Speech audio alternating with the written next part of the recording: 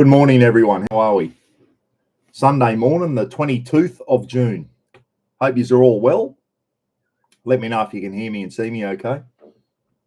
Oh, no, I'll leave that open. Brian's not home. All the usual suspects in the chat room. Hope you all got a coffee or a cup of tea in hand. Unless you're Andy Riches, guys. Andy might have a pint in his hand at this time of the day. G'day, Andy. How are you? Thanks for the photos of the cricket bat. How good was that? Did everyone see Andy with the Rafa bat that I put up on Facebook last night? Fantastic. Speaking of which, Andy got his Rafa bat quicker over in England than what Gidgey got his, and he's not even 3 hours south of where Brett lives. Ridiculous.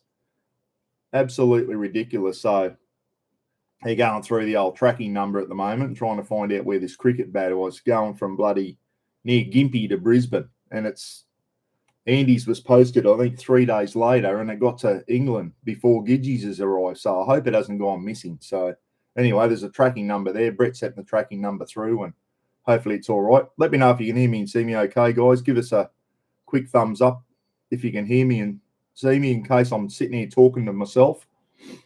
Marky Lavelle's on. Eels are on today, mate. We'll talk about the footy soon, everyone.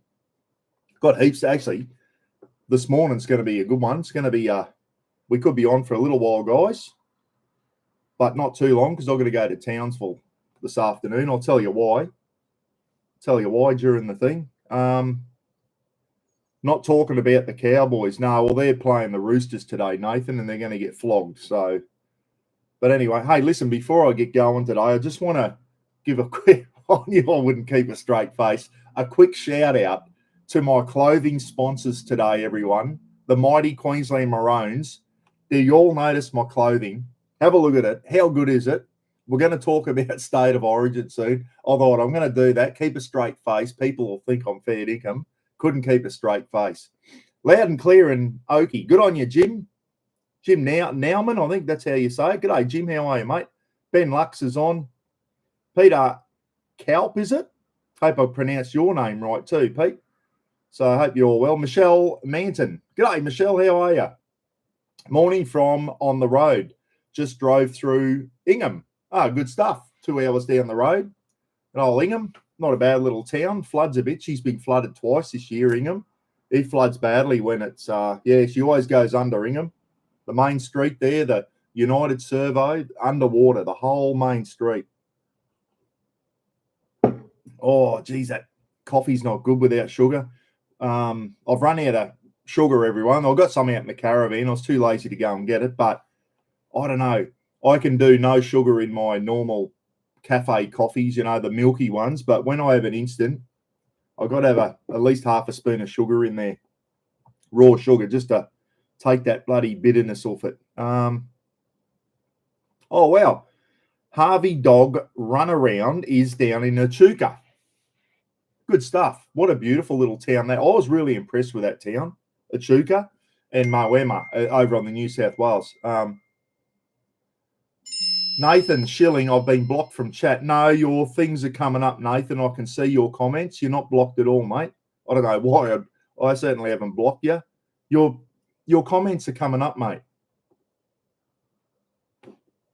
Your comments are coming up. I can see them on the screen, Nathan. So you're definitely not blocked, mate.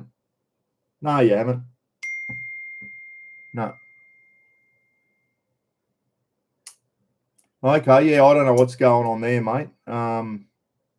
I'm not sure. I don't know what's happened there, but you're certainly not blocked from my end, mate. I saw all the other comments come up, but hey, anyway, give it another go. Just pull over on the way back from camping, on the road again soon. Marky Lavelle. Good stuff, Mark. Good stuff, mate. Hope you had a good time out there, heading back for work tomorrow, no doubt. And to listen to the Eels. Who are the Eels playing? We'll go through that. Eels are playing the Titans, the Savo. That could go anywhere, couldn't it, that game? The Titans and the Eels. You don't know what team's going to turn up there. And the Broncos Sharks will be a good game. That's in Brisbane. and we've got the Roosters. Cowboys are down in Sydney. They'll get flogged this Arvo after their dismal performance against the Dolphins, who lost last night. We'll go through the footy score soon, everyone. There's one particular football score I want you all know about, and you will know about it shortly. Let me tell you, especially Newy Joe. Newy Joe's already on saying that we were ripped off by the ref. Typical butthurt New South Welshman blaming the ref because he lost the game. What else we got here? Morning, mate, from a chilly 6 degrees in Melbourne from Case. Now, listen, let's go. I thought I'd do this. I only thought, I'm glad you did that. I've got an app called, what's it called? I don't know what it's called. It's that one. It's got a big picture of the Earth on there. So it's 8:59 at the moment. I snuck on early, everyone. So Innisfail, 8:59 a.m. in the morning on Sunday morning, the 22nd of June. 20 scattered clouds. It's been drizzly here, guys. We've had a couple of drizzly days, pretty miserable actually. So it's overcast, rainy, middle of winter here in Innisfail, and it's 9 o'clock in the morning and it's 21 degrees. So it's 21. It's the middle of winter in the morning here. So it's not too bad. As you can see, I'm here in a thing. Well, who else we got? Let's go through. New York City. Does anyone live in New York? It is 7 p.m. over there. So what's that bloody my brain hurts trying to work that. 7 p.m. Saturday night. New York's 28 degrees at the moment. No one's over there. London. Here we go. Indy Riches. It is midnight. No, it's not. What's 12 a.m.'s midnight, isn't it? Can't be. Oh, it must be. Yeah, it's midnight over in the... Yeah, it is. They're 10 hours behind. Or no, 11. They must have daylight. So anyway, it's midnight in London and it's 25. Andy's saying they're having a heat wave there at the moment. It's very hot in England and it's 25 degrees. Well, it's winter morning here, Andy, at 9 o'clock in the middle of winter and it's 21. But that's here in North Queensland, mate. It's certainly a lot colder down south. They've been getting some real cold weather down south. Steve Fuller reckons it nearly snowed in Kingaroy the other day. He said it was bloody cold. I've been getting some minuses down south. 7 o'clock in the morning over in West Aussie in Perth. And Perth's clear and 13 degrees. Perth gets nice brisk mornings in winter. It gets cold over there, but it certainly doesn't get sleety or snowy or whatever. It does get quite chilly in Perth in winter. 13 degrees, nothing wrong with that for a winter's morning. 9:01, 21 here at home. Toronto, slacking. It is 7 p.m. Saturday night. I don't know if Slacken's on. Haven't seen him come on yet.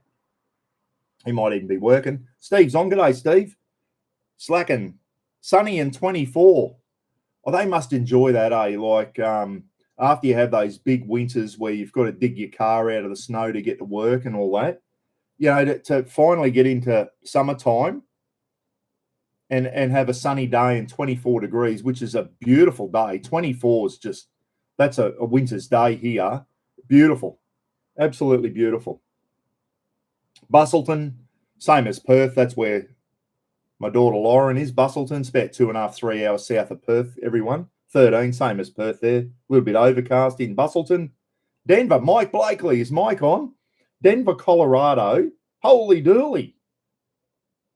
Mike's, she's hot over where Mike is at the moment, everyone. It's 5 o'clock in the afternoon in Denver, Colorado. Mike doesn't live in Denver, guys, but he lives near it. 36 degrees. Now, that is a hot day.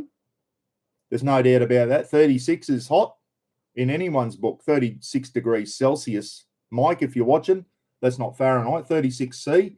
38 is 100 in the old scale, everyone. 38 Celsius is 100 Fahrenheit. Steve Wilkes. I've got Ensenada on there because Steve Wilkes comes on every now and then, guys. Ensenada, Baja, Mexico. Sunny and 21 degrees down in, so that's nice too. Sunny and 21, nothing wrong with that.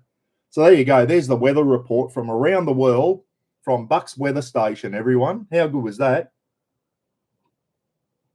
Miko, 19 in Collinsville. Yep. Pete Donlan, hey, Beak, how are you, mate? 7 here in Victor Harbour. Wow, okay, down in South Aussie. I've been to Victor Harbour. It's quite nice down there, mate. It's Victor Harbour's bit of a touristy place from memory. Very nice. And Victor Harbour also had some bushfires recently. I remember Victor Harbour being mentioned when the bushfires were down there. Morning, Buck, Roz, and everyone from Aussie. Roz isn't here, mate. She's on Grandy's duty up in Cairns. Roz is up in Cairns with the grandkids, guys, taking the Grandies out and whatever, because Josh is away for a few days. I think Roz might come back today, so Roz will be coming back and I'll be going. So I'll tell you where I'm going soon. I'm going down to Townsville. What's the name of the weather app? I'll tell you what it is, Debbie. Living something. Living Earth. Living Earth. And it's a good app. It really is. It's called Living Earth. It was free. And you can scroll there. You can actually see who's in daylight and who's in darkness. And then you can see all the, what's that, Africa there, is it? Yeah. So you can see, well, you come up the top of Africa and then you've got Europe. Have a look at Europe at night, guys, the lights. So that's a satellite view. Look how lit up bloody Europe is. Let's go over to the USA. I've got to go that way, Buck, you idiot. There's South America. There's not much going on there. A bit around Brazil, isn't there? Brazil's lit up. The rest of South America, there's not much doing there light-wise. There's Australia, guys. So you can see there that she's just come daylight over in West Aussie there. We're well and truly. And so, yeah, that's like a live thing of what the planet looks like at the moment. Where's the USA? I missed it. It's in daylight out there. Sometimes the clouds are over and you can't see it. So Living Earth, everyone, get that app up. It's really, really good. It's great and you can just put in your favourite cities. I'll put in Innisfail, Perth, and as you can see, I've put in Toronto, bloody Denver, and all that. So I know what's in London. So you know what everyone in the thing's doing. So it's good. 4 degrees in Western Sydney, very fresh. Ray Newman, wow. Yeah, that's getting down there, isn't it? Here we go. Peter saying it's -2 in Ararat, down in Victoria. Good mate of mine, everyone. Flash Kent. He was from Ararat. He's passed away now. He's one of my best mates, Flash, and he always used to say, I'm from Ararat, Victoria. So Flash was always proud to be an Ararat boy. Yeah, Phil McCavity, -2 in Puckapunyal. Oh, I know, mate. I did an exercise in 1986, exercise leopard crawl 86 when we had the leopard tanks. And I've never been so cold in my life in a gun pit in Puckapunyal. That was cold, mate. That was cold. We were down there doing some electronic warfare stuff against the tankies. And the EW boys had them going in all directions, jamming their communications and that. That was a bloody good exercise. Really, really interesting. I was in the jammer, EK33 jammer, with a bloke called Robert Portingale, who's also passed away. A lot of my army mates are dead now, guys, which is concerning. Potsy's dead now. And I was watching him weave his magic in that it was in a jammer, ECM jammer, and he was jamming all their communications and that, and then he'd come on the net and he'd be jamming out 0 alpha, and then he'd come on a 0. Beaker will know what I'm talking about there. It was good to see. It's when you see that electronic warfare working, gee whiz, it can cause some havoc with the enemy's communications. Let's put it that way. Congratulations to Rob Richmond and Kerry on their engagement, and happy birthday to Kerry as well. Yeah, Snork got engaged last night, guys. I don't know. Good on you, Rob. I've never met Kerry.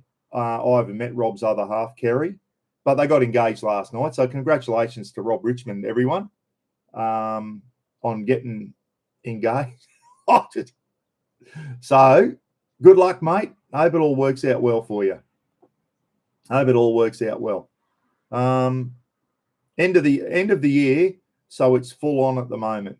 End of the financial year. Hey, I've got some good stuff been coming up on Facebook, guys. That's really interesting, and that we're going to talk about it soon. The Ford Super Duty and all that. We're going to be talking a bit of four-wheel driving.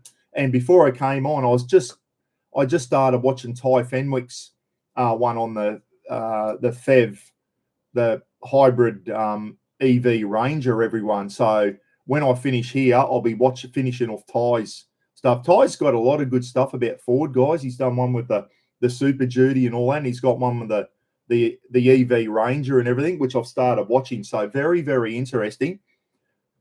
Ty's not a full EV man. He's more he loves his big diesels and everything. But from what he was saying, the EV has also got some good stuff going for it. It just depends where you use it. But it's you want to go to Cape York, I don't think you'd want an EV, guys. I think you'd still want an old diesel for sure. Lukey Reed's on, everyone. Now, speaking of Lukey Reed, can anyone notice anything different behind me? Can anyone notice anything different? Let's see if anyone's noticed it. What's different in the background? Can anyone notice anything different with my background? I'll wait till I'll have a sip of me brew, see if anyone notices it. Yes, Nathan Schilling got it, everyone. Nathan's got it. Pete Donnellan, you diddly donk. That is not the New South Wales flag. That's the Tasmanian flag, everyone. Beaker, give yourself an uppercut. That's not the New South Wales flag. That's the Tasmanian flag. And you're thinking, Buck, why are you flying a Tasmanian flag when you live in North Queensland? Well, when is it? Oh, in a week and a half or so. It's my 60th birthday, everyone. I don't look a day over 85. But Lukey Reed sent me a parcel. I didn't know it was coming. Lukey sent me a little birthday thing the other day, and he sent Roz a nice little Big W card for Roz to go and buy herself some perfume or something from not Big W or Kmart, one of those places anyway. So I opened it up, and it's from Lukey Reed, everyone. Lukey sent me, he knows I love my flags. Lukey sent me a couple of Tasmania flags, and there it is there, the Tasmania flag with the every flag in Australia, for those overseas, every state flag is basically based on the blue ensign with the Union Jack, so similar to the Australian flag. And then each state just puts in the fly of the flag, which is the end bit of the flag. They put their own thing. The Queensland one's got the Maltese cross on there, okay. New South Wales has got a cross too from memory. The Perth's, Western Australia's got the black swan on a yellow background. Tasmania has got a lion on there. Now, you're probably thinking, there's no such thing as a Tasmanian lion, Buck. I know. That must come back to the old British days, hasn't it? You know, the British have got the British lions, and why the British use a lion as a symbol, I do not know. There's no lions in the UK either. Maybe Andy can tell us that. But that's obviously come back from... Now, that actual flag there was adopted in 1975. Before 1975, Tasmania it still had a lion on it, but didn't have the white background and all that type of stuff. So that obviously dates back to the old British days in the 1800s, everyone, okay, when it first came out. Obviously, some governor of Tasmania, the first governor of Tasmania, probably thought, I'll put the British lion on there. So a lot of our white heritage all goes back to the British days, doesn't it? We all know that. Buck is a confused, caused Buck. Phil Taylor, what does that mean? Write in Goodera English, please, mate. Caused Buck is a confused man. Or is it supposed to be confused Buck? I don't know. Phil Taylor, Goodera English, please, mate. That does not make sense. So, yeah, congratulations to Rob Richmond from Justin Dillon. G'day, Justin. You're still up in the territory, mate. So, as I was saying, every state flag's got the Union Jack there and some sort of different thing there. Maltese cross for Queensland. There is a flag that does not base itself on the blue ensign with the Union Jack. What's that one? Put that one up, everyone. Which one? Which flag doesn't base itself on the blue ensign? Beaker got it, everyone. Northern Territory.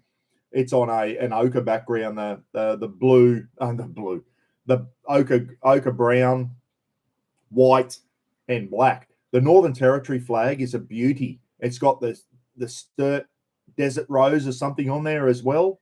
The Northern Territory flag, it's a good looking flag. I like the Territories flag. So Lukey Reed sent me a couple of Tassie flags, guys. I'll hang that one up there for a while.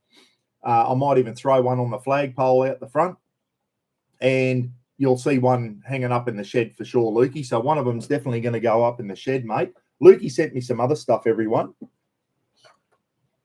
And here it is. He sent me another Tassie Devil glove for me cooking. These things are brilliant. So there's the Tassie Devil glove. There he is there. Saying good day to everyone. I use him all the time. I've got the other one in the shed. He's getting a bit grubby now. I'll use this one in the kitchen so Roz can use that in the kitchen, Lukey. Lukey sent me another one. It's a Tasmanian wombat, everyone. I think this is a wombat, isn't it? Is that a wombat? I'm pretty sure that's a wombat. Check him out. Big teeth. The wombat. And he sent me I've got a crocodile one out there that Pete McMurtry sent me, a crocodile one. And we sent Lukey a crocodile one down to Tassie. And this is the new one. Lukey's. Look at that one. The Tassie Tiger oven mitt. So there you go. Lukey sent me some of them. Some new oven mitt gloves, which come in handy when you're out camping, guys, for picking up the hot camp oven and things like that. And he also sent me a super cheap card. Thanks, Lukey. Really appreciate it, mate, for my birthday. Absolutely fantastic. So I had another parcel arrive the other day, and without doing any research, I could probably find out if I went through all my emails to find out who sent it. I got a funny feeling it could be Lorna McMillan. I may be wrong. It was from Victoria anyway. I'll show you what they sent me, everyone. Oh, here it is. I already pre-positioned it. The buggers, they didn't put their... It's a metal cutout now. This is going in the shed somewhere, everyone. That's an Aussie soldier with his slouch hat on. And if I was a bet man, I would say that's an old 303 rifle, going by the magazine there, old 303 rifle. That's an Aussie soldier doing a drill move, which is called rest on arms reverse. And you do that at the Centaurs on Anzac Day. You've probably seen soldiers doing that on Anzac Day, where they looking down with the rifle upside down. It's called rest on arms reverse. I still remember with the old SLR guys, I still remember every drill movement of how to do that. That shit never leaves you. And also a little gecko cut out there. So I don't know who sent me that. They didn't put their bloody name to it. I got a funny feel. It was from Victoria, and it was from, I forget the name of the place, and I will track down who it is so I can say thank you to them. I'd have to go through a heap of emails, but that wasn't all they sent me either. Have a look what else they sent me. A bottle of, what's it called? Aftershave. Men's aftershave, everyone. Vic Bitter aftershave. Can you believe that shit? I sprayed a bit on before, and I'll tell you what, it actually smells all right. It smells like just a normal perfume, like perfume aftershave or whatever. It hasn't got a bad smell. And I'll tell you what else I did. It's a nice aftershave, spoilt by the label.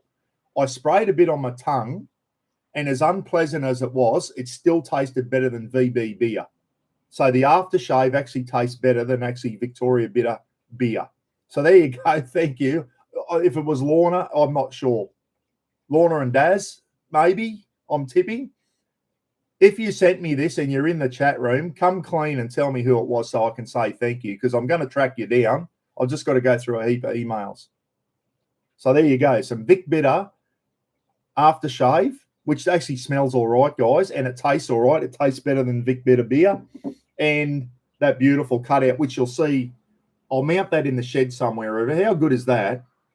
The old Aussie soldier doing rest on arms reverse. So whoever sent me that, thank you so much.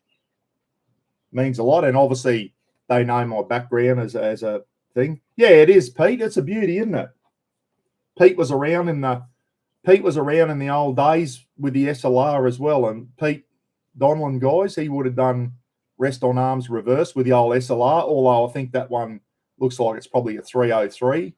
Judging by that, the magazine, it looks like I've got a bolt there too. So that's the old 303, which would have been the original drill. But we used to do the same drill movement with the SLR. You'll see the Federation Guard. The Federation Guard still use SLRs, everyone, because there is still a rest on arms reverse with a styer, but it's a very different sort of movement. The styre's not long enough to rest on the left toe of your boot, and everyone. I'll tell you a funny story in a minute. Yeah, straight in the pool room, Phil. Yeah, that could be a good one. When I was a young digger I was at a signal squadron in Sydney, and when you're young diggers and that, you're always the one that gets chosen to go out and do the catafalque party at on Anzac days, and so which was a bit of a privilege too. It was fantastic. I did it a few times. So I went out and we were at somewhere in Sydney, one of the big dawn services and all that, doing where we slow march out and do rest on arms reverse, and you got all the crowd around you and that. So for the Anzac morning. Anyway, I'm at rest on arms reverse and I'm already there and I'm looking down, and there was a big tree around, and a dirty big hairy spider must have jumped out of the tree and landed, and I hate spiders, and landed on me. And you can't move. So it's on I'm like that. The spider's going like that up my arm. It must have jumped out of the tree or whatever, and I couldn't move, and I hate them. And I'm going, trying to blow it off my arm. And I go, then I heard this kid go, "Mummy, look, there's a spider on that soldier's arm." And I'm thinking, get it off me, get it off. That's what I was thinking. I was thinking, someone please come over and break, but they didn't, the bastards. It went right up my arm, and we had a short sleeve shirt. It went under my shirt, and I could feel it crawling under, and then it must have come out the back of my collar, and then where it went after that, I do not know. But I was just waiting for the pain of a bite or something to get me. So I still remember that. I was only a young 17-year-old digger, not long out of Kapuka, at my first unit on Anzac Day, and a big hairy spider jumped on my arm and crawled all up and went up and come out my bloody collar, and I don't know, he must have jumped off after that, but I was shitting myself the whole time. So I thought, don't you bite me, you bastard. So anyway, funny story for you, all the shit that you remember, eh? That would have been 1983 that happened to me, and I still remember it like it was yesterday. The day I was doing rest on arms reverse and a spider jumped on my arm. So you can't make that shit up, honestly. British line, Nathan saying the British, yeah, that's absolutely it is. That'll be based on the British line. It is the British line. It looks like the same one they use for their rugby, the British Lions rugby and all that type of stuff. So, Phil McCavity saying, are we going to talk about the Super Duty? Because I'm on the verge of pulling the trigger. I don't care about the 4-ton tone. I just need it to tow my 3.5. Yes, we are, Phil, because I watched John Cadogan last night, and he had a say about it. John's usually very, very, if something's not right, he'll let you know about it. And he had a few negative points about the Super Duty, but he had some good points. So I've got some stuff written down here, mate. Yes, we are. But that'll be towards the end. Righto, let's get into it. Let's get into the footy scores, eh? And we'll start off with Wednesday night, everyone. What a weird game of football that was, the State of Origin. That was a weird game of football. Yes, it was exciting at the end. Queensland 26-6 up at halftime. New South Wales winning for the first try, 6-0. And then we scored 26 unanswered points. New South Wales were terrible in that first half. Poor discipline. Giving away a lot of penalties. And even a lot of the people said a lot of the penalties were justified. but there was probably times there where Queensland could have been penalised and weren't. And I agree with that as well. It was an 8-0 penalty count or something in the first half. So, which is no doubt when you get a lot of penalties back-to-back, guys, and six agains, it gives you the momentum. Queensland had all that momentum in the first half. 26-6, I rang Gidgey up at halftime and said, we can't just defend 26-6. We still got to come out and play smart football. What Queensland needed to do, I got an itchy nose, happens every time I do a live feed. Come out, completion rates, must complete at 100% or very close to. Hold the ball, don't drop the ball, and have a good kicking game. Kick the ball down into the corners and play the game down in New South Wales half. Well, Queensland, obviously Billy didn't tell them to do that at halftime, did he?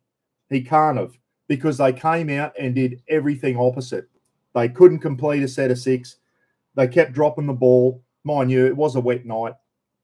Letting the ball get ripped off from Jeremiah Nanai there. And then New South Wales got all the momentum in the second half and came back and nearly won it. And they would have won it if Zach Lomax had his kicking boot on. It was 5 tries to 4 to New South Wales. New South Wales should have won that game. It was the kicking that let them down. Nathan Cleary was off the other night, guys. I don't know what was wrong with him. They think his hamstring might have been playing up. He wasn't kicking, so obviously there was something wrong with him. Remember, he did a crossfield kick. He's normally dead accurate with those. It went backwards. He was having a bad night, Nathan Cleary. Unusually, like not often. He's obviously injured. Yes, Kurt Capel. He was good. I wasn't sure about him coming back in, but tell you what, mate, sometimes just having that experience is very good. And Kurt Capel was solid the other night, wasn't he? Absolutely fantastic. He had a great game.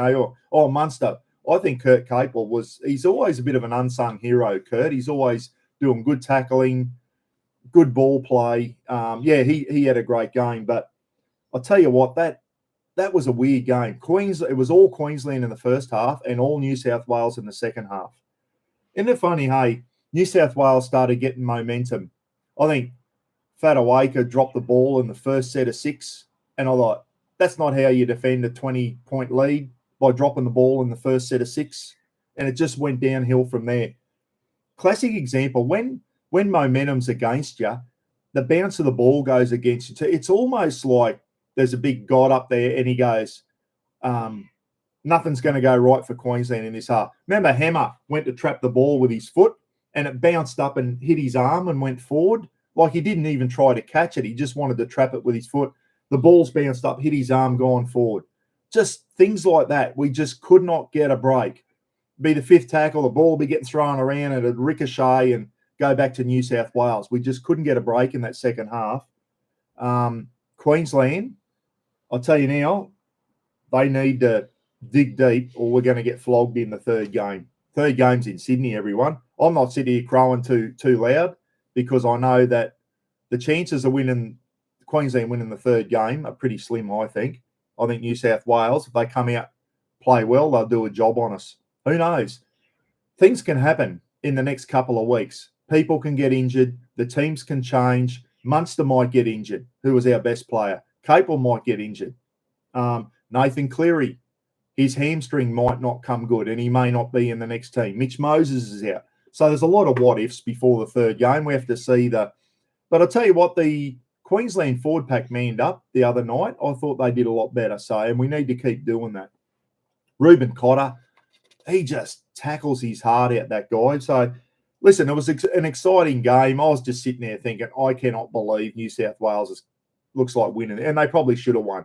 So, if you're a New South Welshman, you're probably feeling a bit ripped off there. But anyway, 1-1, third game to come. Third game's going to be exciting. It's a decider. And it's in Sydney. So, New South Wales will probably win that. But, hey, crazier things have happened in bloody State of Origin. At the end of the day, it was a first half. You're probably thinking, but, the second half was exciting. New South Wales came back, nearly did a Queensland on Queensland. It's usually Queensland coming back and snatching the game, isn't it? When you go back to the old games and that, Queensland were always, you never wrote Queensland off. They could always come back. Well, New South Wales nearly did it to us the other night. And If Lomax kicked a couple of goals, it would have. Now let's get into the other footy scores. So the next state of origin, the decider, is in Sydney at Accor Stadium, which is the big one down there in Sydney, on the 9th of July, everyone. The next state of origin is the 9th of July. So Friday night, the Raiders, Ricky Stewart's son, debuted for the Raiders. Ricky's son's playing for the Raiders now. So Raiders got up 16-12 over the Tigers. Tigers were at home. Canberra Raiders, guys, they're going well. They are flying under the radar. They're a good football side. Ricky has got them, and they've got no big flashy names in the Raiders. They're just a good, solid team that play for that play for each other. They're going to be up there at the end of the year. Don't worry about that. The Raiders. What else? Panthers. Look out, they're coming back, aren't they? The Panthers 28, Warriors 18. It was over in New Zealand. Phil W, you on?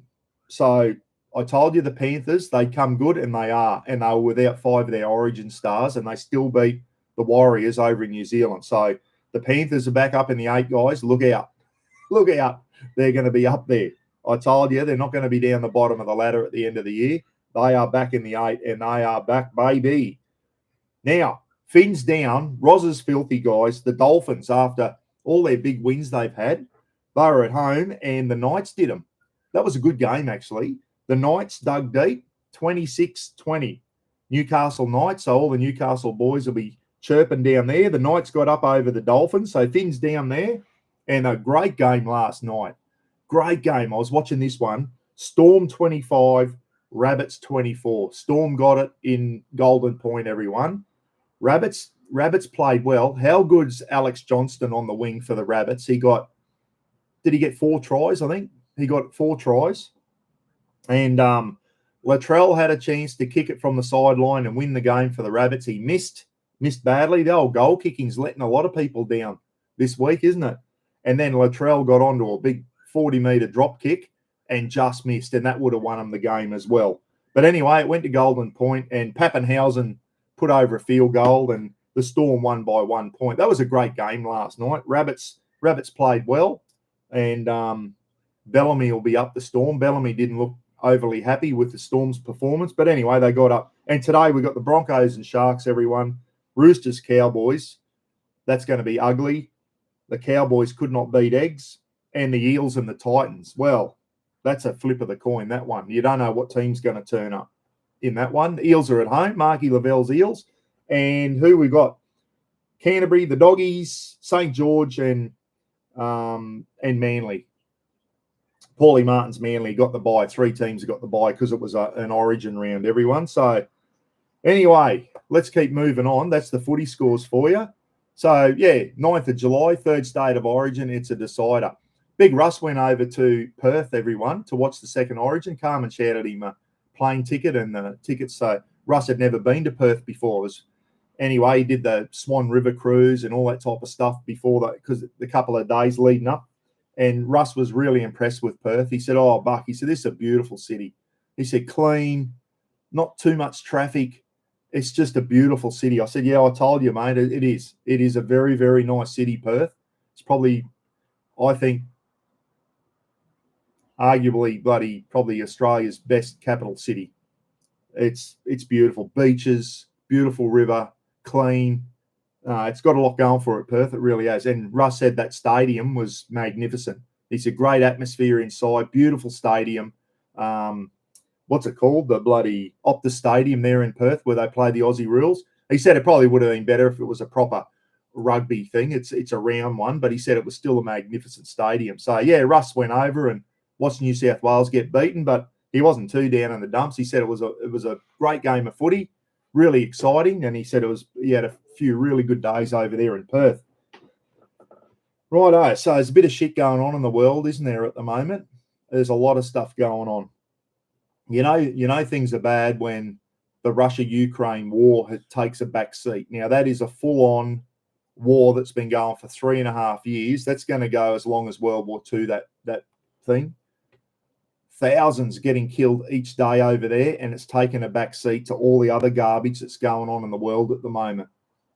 Israel and Iran are into it now. Can you believe that? Not long ago, Pakistan and India were having a crack at each other. That's settled down now, thank goodness. We don't want those two countries at each other. They're both nuclear armed. So we do not want India and Pakistan getting out of control. That could turn ugly. And now we've got Iran sitting there going, well, if you can believe the news, Iran's close to a nuclear weapon. We all know that you can't let those lunatics have a nuclear weapon, everyone. They prop up Hezbollah and Hamas and all these terrorists, Yemen, the Yemenis. You know, imagine a nuclear weapon getting in the wrong hands. It could be the end of the world. So Israel, Donald Trump gave Iran 60 days to come to the table and stop their nuclear weapon production. Well, guess what happened on the 61st day?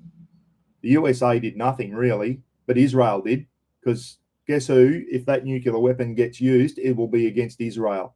And Israel have said, we're here to survive, and they started bombing Iran. Iran's gone back and started bombing Israel. I know who'll win that one. Israel will. They've got a very strong military.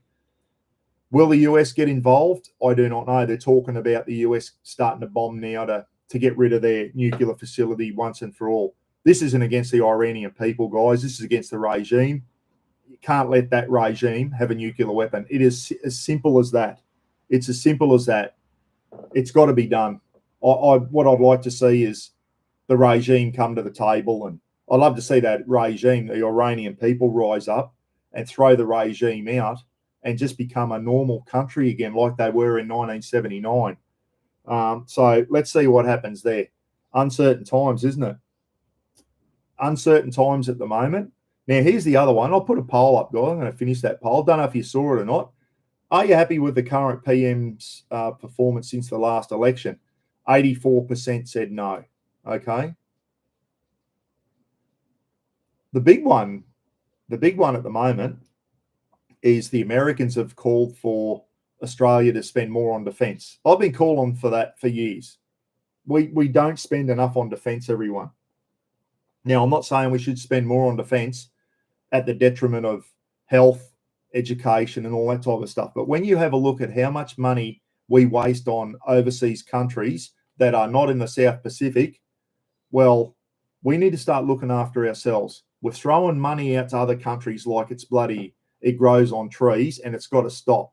We need to start, that money needs to be channeled back into our defence, okay? And because our defence force isn't up to speed, everyone. It's in poor shape at the moment, very poor shape.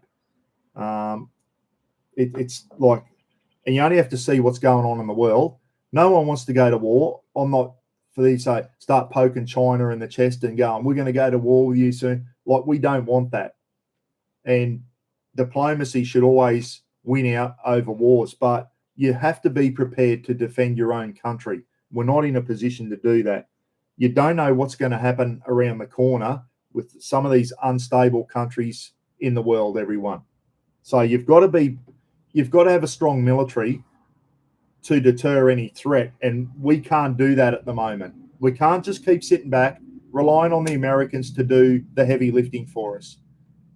Happened in World War II, and we didn't learn from that. And here we are 80 years later, and we still can't defend ourselves. Come on. We've got to do better than that. Now, here's another poll, and I'll talk about it in a minute. Start a poll. Did Trump snub Elbow the other day at the G7 meeting? Now, if you watch Sky News, who are just so anti-Albanese, they are pathetic, actually. Sky News, they come up with some good stuff. They are just, some of the stuff they do is just gutter journalism. They're on there going, now, Trump snubbed Elbow, and Trump left the G7 meeting early because of what was going on with Iran and Israel. All right, he had to rush back to the USA. The next morning, he was supposed to meet up with Albanese, and they were going to talk about the AUKUS agreement, tariffs, trade tariffs, and all that type of stuff. It didn't happen. Elbow still hasn't had a meeting with Trump. Hopefully he will get he needs to get together with Trump soon and nut out the tariffs and nut out this AUKUS thing, because this AUKUS thing, we need to know what's happening with that, because I don't think Australia's got a plan B, everyone. We've thrown all our eggs into one basket and we don't have a plan B. If Trump pulls the plug on us getting Virginia-class submarines, what is our plan B? No one knows, and I don't think we have one. So America doesn't have enough nuclear submarines for themselves at the moment, and they're worried that Trump's going to go US first policy. Fair enough. Australia, we can't afford to give you nuclear submarines, the deal's off. Then what do? Our 6 Collins-class submarines, which are getting very old now, they're all commissioned in the mid-90s, guys. They're old and out of date now. They're not up to it. There's submarines out there that are far more capable than our Collins-class subs. And I think last thing I read, we only had 1 out of 6 in the water. The other 5 are getting maintenance done at the moment. And even the Australian Submarine Corporation has said, we're not capable to do the upgrades. We can't do it because we don't have the capability. We want to build nuclear submarines and we can't do an upgrade on the Collins, which is going to work out probably dearer than just buying Japanese conventional submarines. So I don't know. What's our plan B? We didn't even have a decent plan A, Jill. So yeah, I know. We're hopeless. Absolutely hopeless. I don't want to bang on too much about defence. We can do a whole thing on that. We're retiring our Anzac class frigates at the moment, everyone. HMAS Anzac's been decommissioned. HMAS Arunta is the next Anzac class frigate to go. Our new frigates aren't even on the horizon yet, guys. Our Hunter class frigates, they have blown out in time because we're trying to build them here in Australia. And instead of being $3 billion each, they've already blown out to $9 billion each. And they're going to be late, way late. So it's going to be towards the end of the 2030s or something before we see these Hunter class frigates start hitting the water. Then they made an announcement. We're going to fast track some general purpose frigates, off the shelf general purpose frigates. Well, they still haven't made a decision on which one we're getting. It's either a German one or a Japanese one. We still haven't made a decision. So we're a long way off getting new ships, guys. And we're already retiring our old ones, which are rust bucket. Some of them, the Anzac just wasn't up to it. It's a rust bucket, apparently. So that's where our defence force is at the moment. Our subs are old and out of the water. Our only 3 capable ships are the Hobart air warfare destroyers. We should have 9 of those things, not 3. We needed 9 of those. We got 3 of them.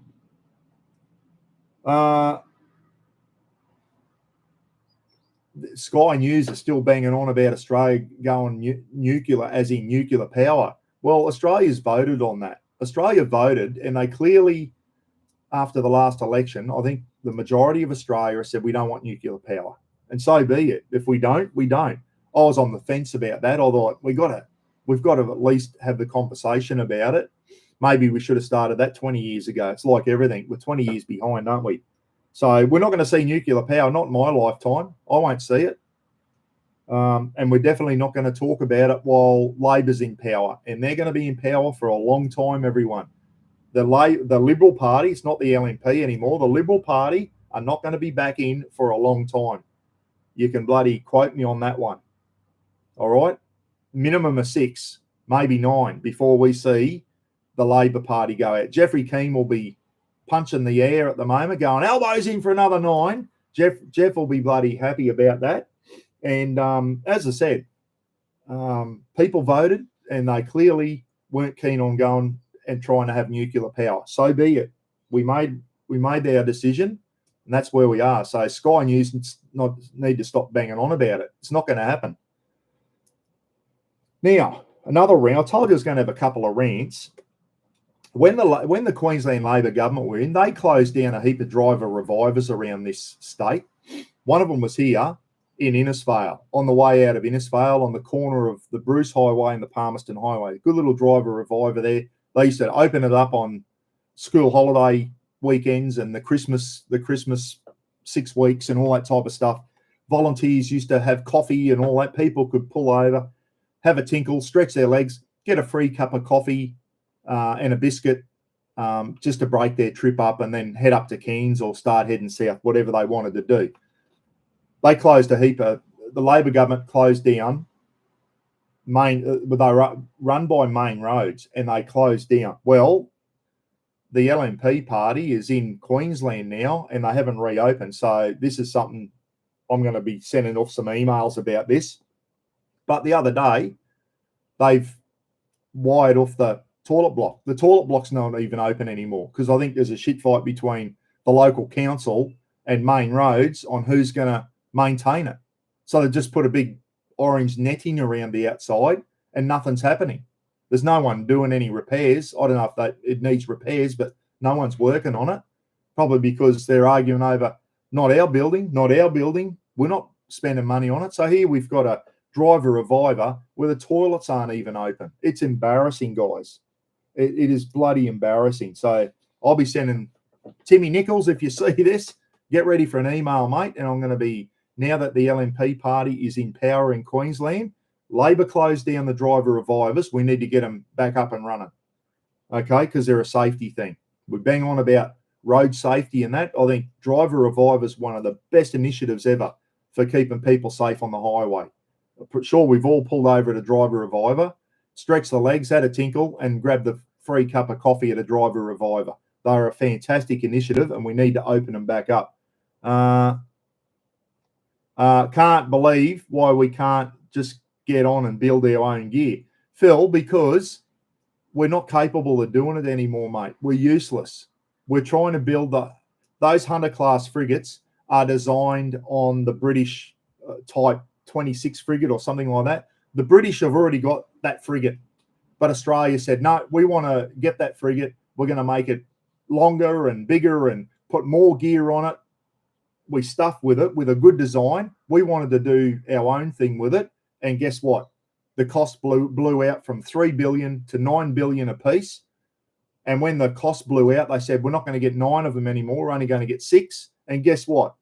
Because we're so useless in this country to build anything anymore, the time frame has just blown out as well, mate. We're not going to see the first of those 6 Hunter-class frigates. It was supposed to be 2032. It'll be mid to late 30s now before we see the first one hit the water.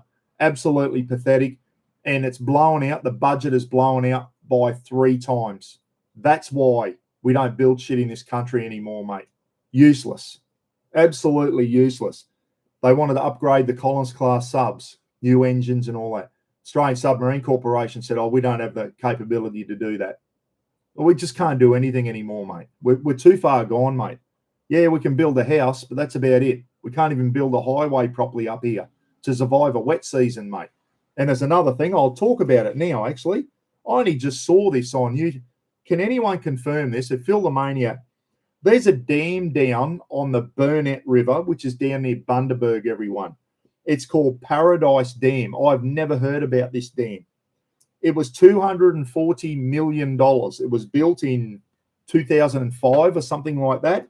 It's now been declared unsafe, and they've now got to find the money to build another dam upstream to take the pressure off this one because it could fail and flood the whole of Bundaberg. Has anyone heard about Paradise Dam?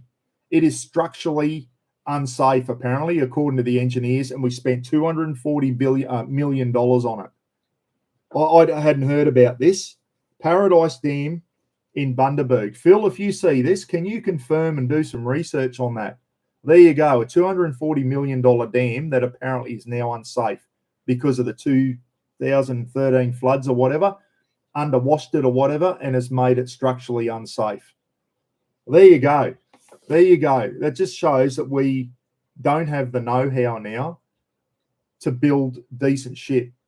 Go back to the 60s when the snowy hydro scheme, and when we used to be able to build stuff in this country. I don't know. We've lost it, haven't we? We really have. Another rant coming up. Here you go. Talking about the toilet block here in Innisfail. As you know, I do volunteer driving, everyone.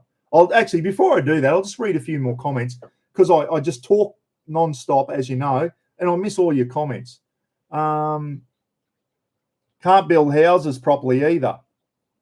We need Phil Taylor back, guys. Phil knows how to build a good house. Yeah, I know. I tell you what, my house here, me and Roz's house, she's an old concrete bunker, built 1963. It's old. It's not pretty, but I'll tell you what, she's solid. They knew how to build back in those days, guys. Besser block, core filled. So they've core filled a lot of the bricks with concrete.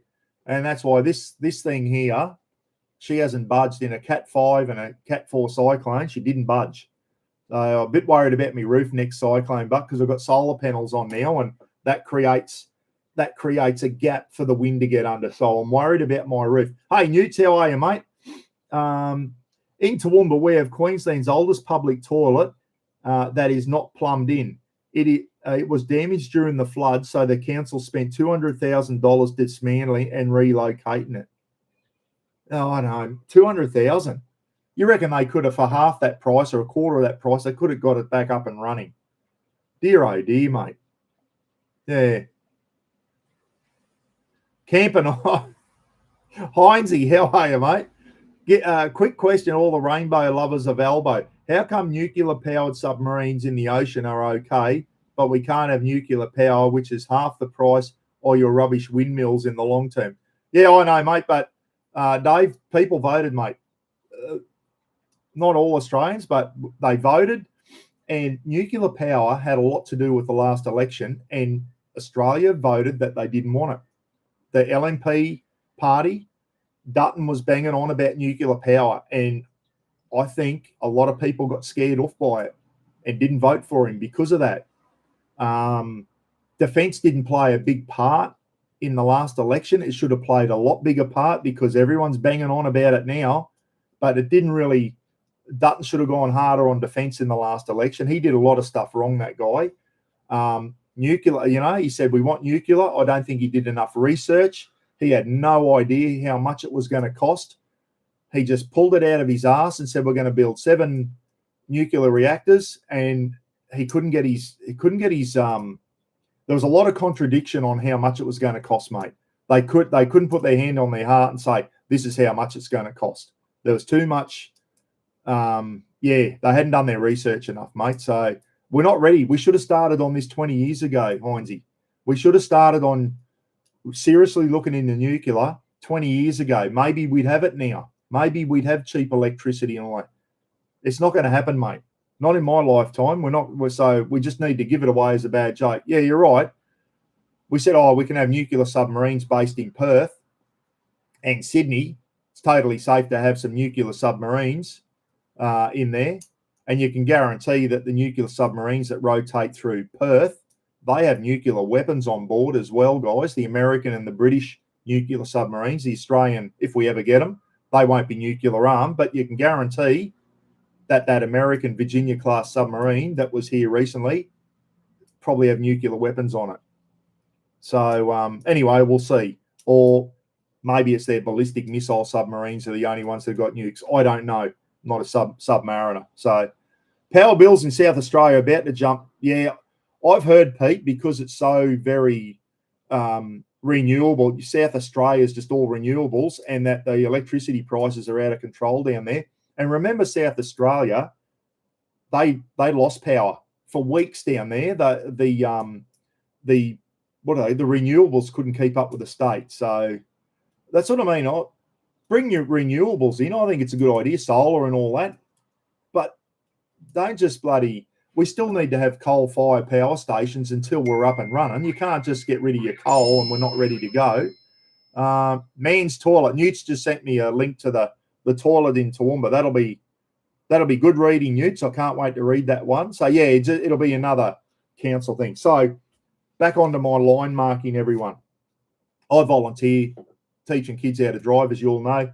I drive around this town. I can't remember the last time I saw a line marking crew around Innisfail marking the white lines on the roads.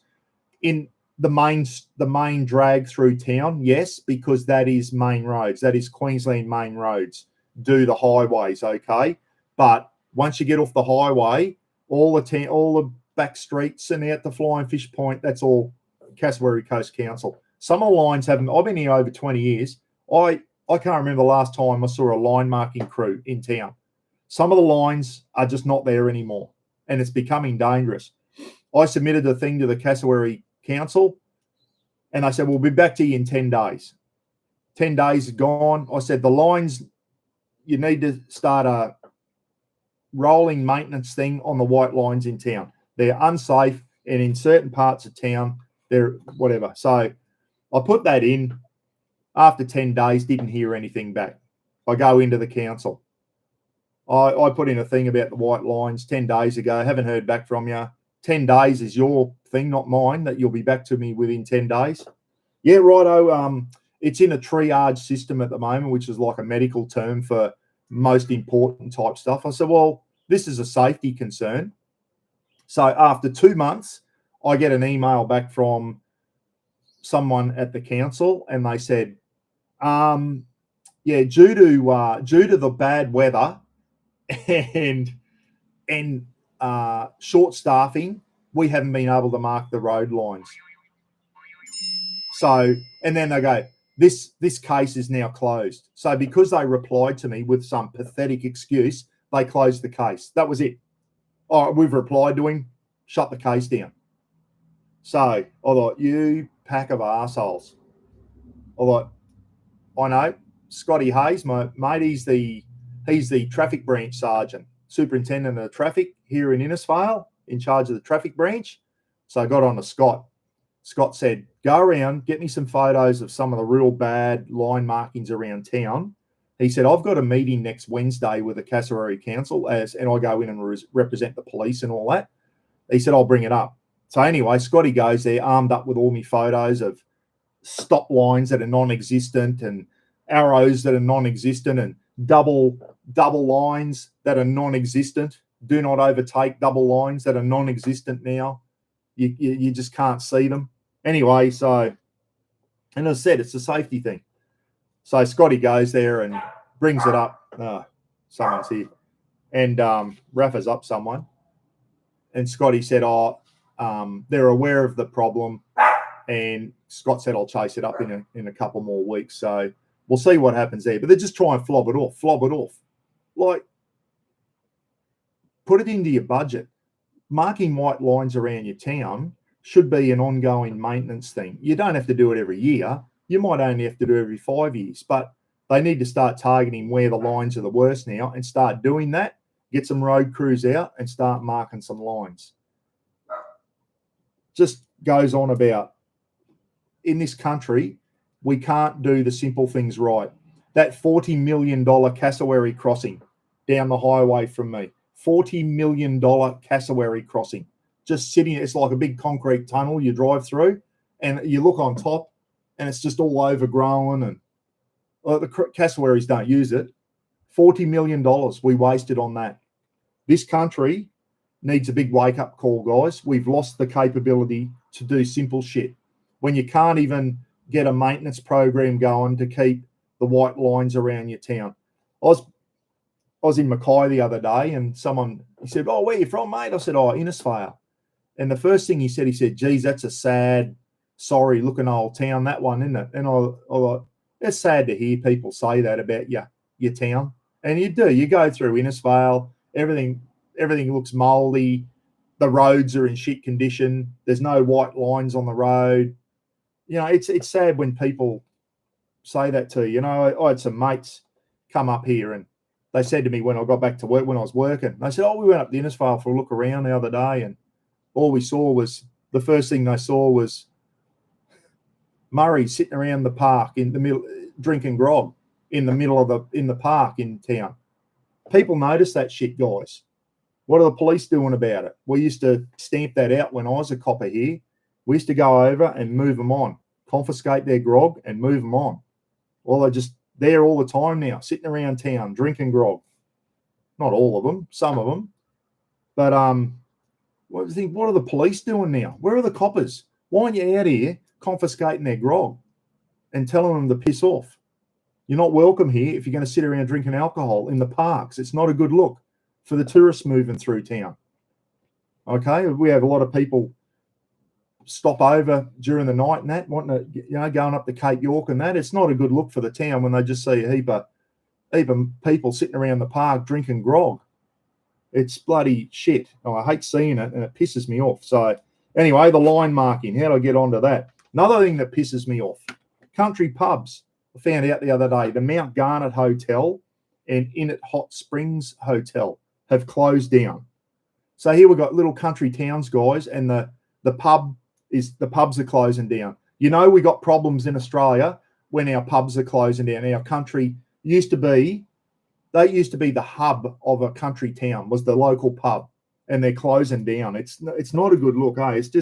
This is just setting the scene for the whole country at the moment. It really is. So the Mount Garnet Hotel, which I thought was a really popular thing, they used to have the pig hunting stuff there, and the Mount Garnet pub in at Hot Springs Hotel as well up the road, which Roz will be happy about. I'll tell you a story here.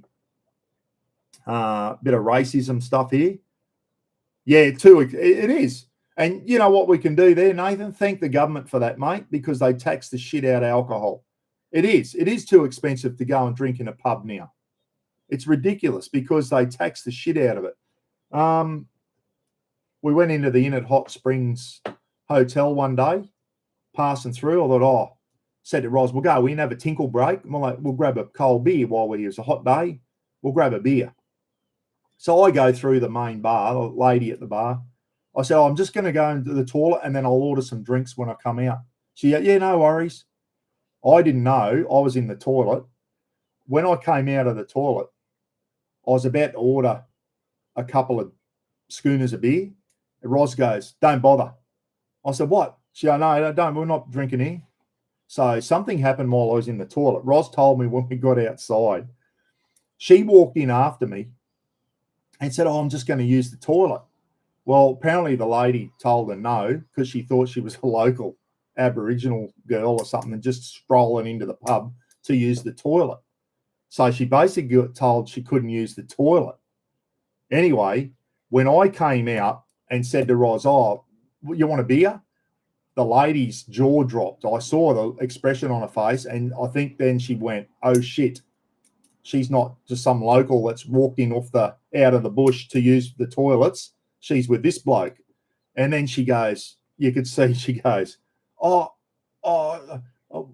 are you from? And I said, we're from Innisfail. And then she's trying to bloody crawl up Roz's ass by this time. What's your last name, love? And all this type of stuff. She realised she'd stuffed up and that Roz wasn't some local Aboriginal girl that's just walking out of the bush to use the toilet. And that's what she was thinking. And Roz was filthy and still is to this day, absolutely filthy. So we didn't get a beer at that pub and we kept going. And Roz is still filthy about it. About 5 or 6 years later, Roz is still filthy. So, yeah, I didn't know what had happened. I got out in the car and said, what's going on? She said, that bitch wouldn't let me use the toilet because I was black, basically. And I went, okay. It was one of those moments. So, anyway, that's as soon as someone mentioned the Inn at Hot Springs Hotel to Roz, and she'll give you a filthy look. So there you go. And Roz said she's experienced stuff like that all her life, is racial undertones and that because she's black, guys. And we don't see it as white fellas and that. Roz said, don't worry, Roz, you don't see it. You don't see it, but I do. She said, I've experienced that from when I was a little girl right through things. And not all the time, guys. She doesn't pull the old black card and goes, everyone's racial against me. She knows there's a lot of good people out there, and but it happens from time to time. And yeah, and that was one of those times where I think that lady at the pub was very, very embarrassed over that incident. She really was. So yeah. Now tomorrow, or not tomorrow, today, this afternoon, I'm heading to Townsville. Rafa, everyone, going to go down and see Mum. I wasn't going to. Tomorrow, Bob Catter is addressing the media in Townsville, at Jazeen Barracks in Townsville. Probably saw my face there. Anyway, and he wanted some veterans to stand with him. And Bob's going to go on about exactly what we were talking about before. This country doesn't have the capability to defend itself at the moment. We've got no air defence. For any of our military bases, we've got no air defence to protect them. We've got no air defence to protect our cities. If missiles start lobbing on Sydney or Brisbane, we have no capability to shoot them down unless we park an air warfare destroyer in the harbour or something. Maybe they might have a crack at them, but it won't be good enough. We have no air defence. We're really, like all these years, we just go over and support the Americans and we fight against the Taliban or whatever, these people that don't. Well, guess what? A lot of places now are getting very, very sophisticated weapons. The Yemeni rebels now are getting their hands on anti-ship missiles and all that type of stuff, guys. We're not ready for this. We haven't kept up. We haven't kept up with the Joneses, and we're going to be caught short. We really are. Bob's going to go on tomorrow about how Australia's got no defence up north, which is where most of our military bases are. If a war starts, if the big red corn chip, as Kaz calls them, start lobbing missiles at us, you know where they're going to start hitting first? Townsville, Darwin, Tyndall, and Amberley.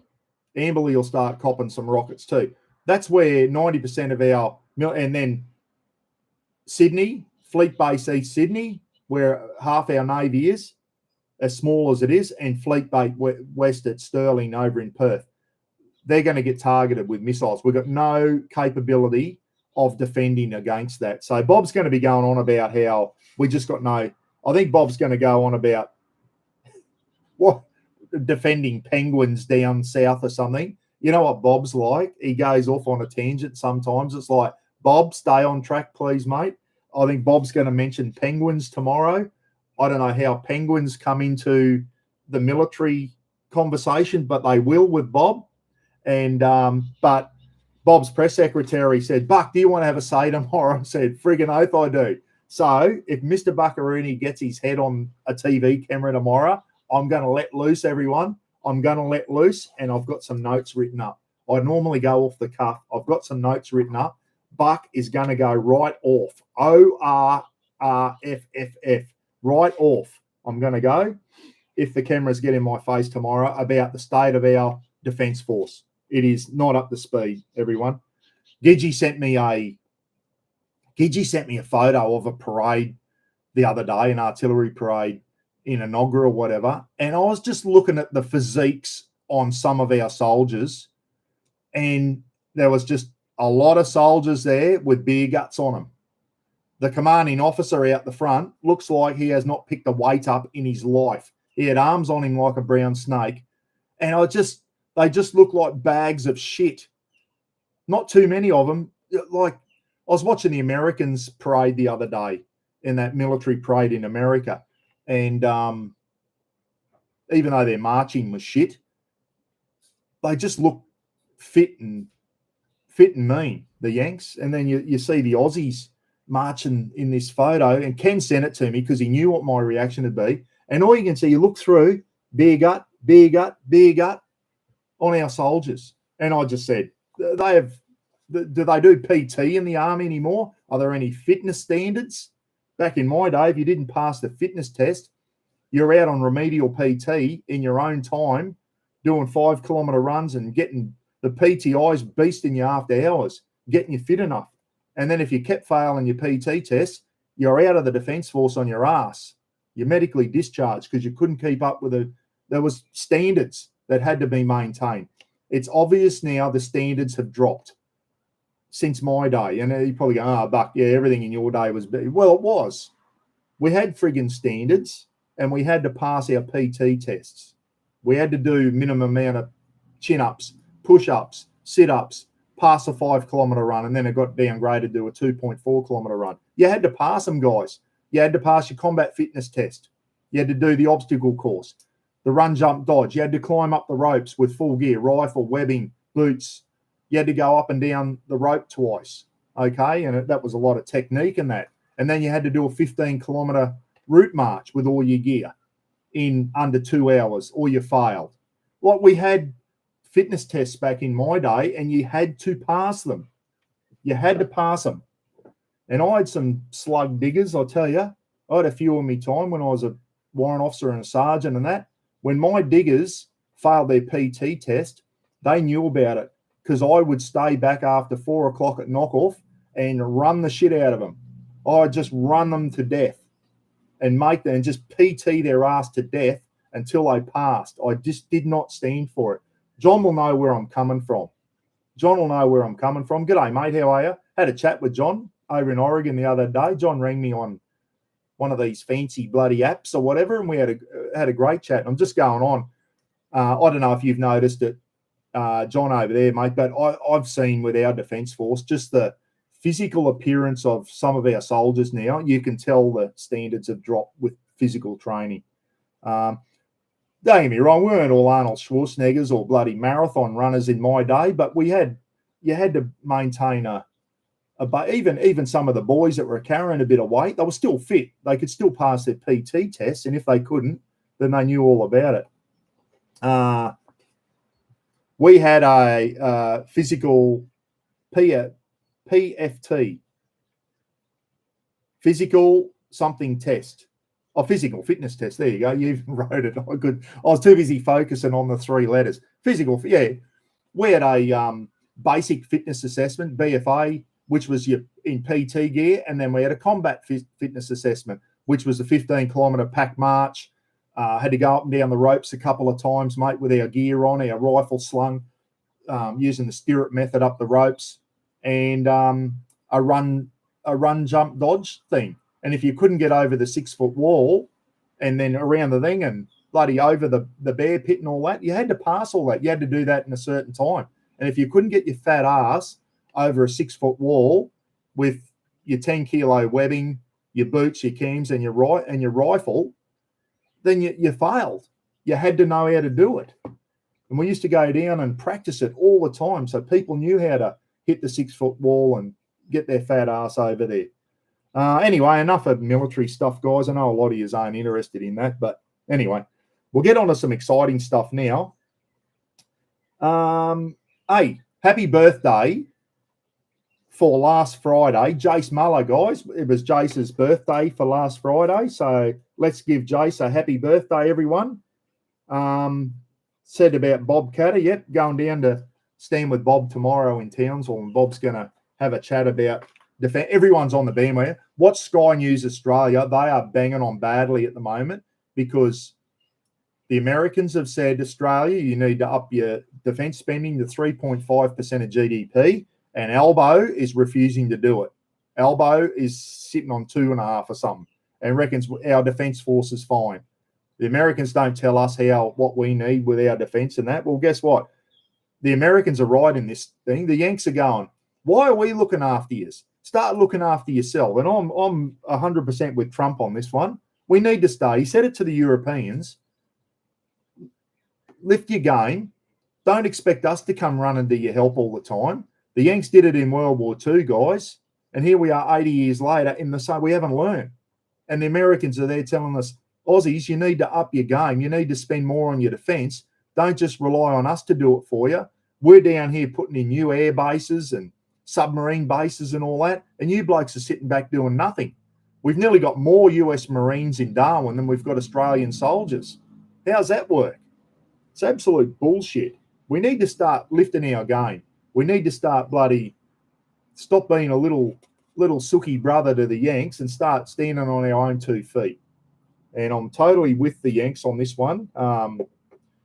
Trump and who's the defence? Pete Hegseth called us out. He said, you need to start spending more on your defence. You got to stand on your own 2 feet. Don't just rely on us all the time. And Albo saying, we're not going to do it. We're not going to spend more on defence. So I don't know. What do you do? Tell you what, if missiles start raining down on us, we're going to wish we spent more on it. Let me tell you. Now, Gidgy was out last weekend and he saw a tinsmith, everyone. Bill, and he sent me a picture of a handmade tea billy for boiling water, making a cup of tea when you're out bush. Had a spout on it, had a handle down low so you can pour it out properly. It looked like a really, really good billy. So I said to Gidgy, it was $95. I thought, do I really need a bill? I said, buy it for me. Couldn't help myself. So Gidgy buys it for me. I send him the money. And then I put a photo of it up. Well, bugger me. Simon Musty, guys, from Lock Your Hubs 4-wheel drive. He goes, please don't tell me that's galvanized. Anyway, he goes, that'll release toxic fumes into your water and blah, blah, blah. So like they make, it was galvanized. So I text the bloke, go, mate, is that Billy galvanized? He goes, yeah. And I bloody hell. So I Googled it. Can you boil water in galvanized iron or galvanized tin or whatever? And it come back on Google. No, it's not safe. So I sent the thing off Google to this bloke and said, mate, you can't make billies out of gal. I said, it's not safe. Here it is. And he just comes back to me and goes, oh, thanks for that info.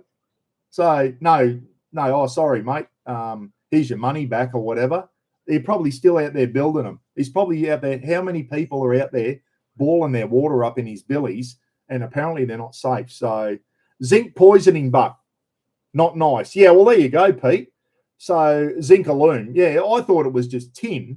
And I thought, he's a tinsmith by trade. I thought, he's obviously making it out of the right material and that. And it wasn't until Simon said, mate, if that's zinc aluminum, it's not safe to boil the water up in it. And it wasn't. Simon was on the money. So I blew $95 on that. So I'm filthy. Gidgy even stumbled across that bloke. So anyway, I sent him a thing. I said, mate, I bet he's still making them, but I bet that bloke's still making them. Paradise Dam in Bundaberg. I'm going to look into that. They reckon $240 million and it's unsafe. That's good. If you live in Bundaberg, Phil the Maniac, that is good to know, isn't it, that your dam's not safe and it could go at any moment. Oh, dear, oh, dear. Right, on to the new Ranger Super Duty, everyone. Yeah, people don't know what they're making sometimes. Yeah, welding galvanized is toxic, so I would assume galvanized is not safe for boiling water. No, well, it's not, John. I didn't know that. I didn't know what the Billy was. I thought, obviously he's a tinsmith. He knows what he's doing.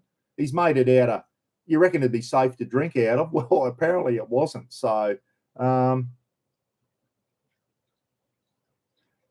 the old days, they used lead to seal the seams. Yeah, I know, mate. It's a lot of stuff in the old days. Paint. Yeah, pot plant holder. Yeah, well, there you go. It could be, there's a use for it. Francis, a pot plant holder. I'll give it to Roz as a pot plant holder.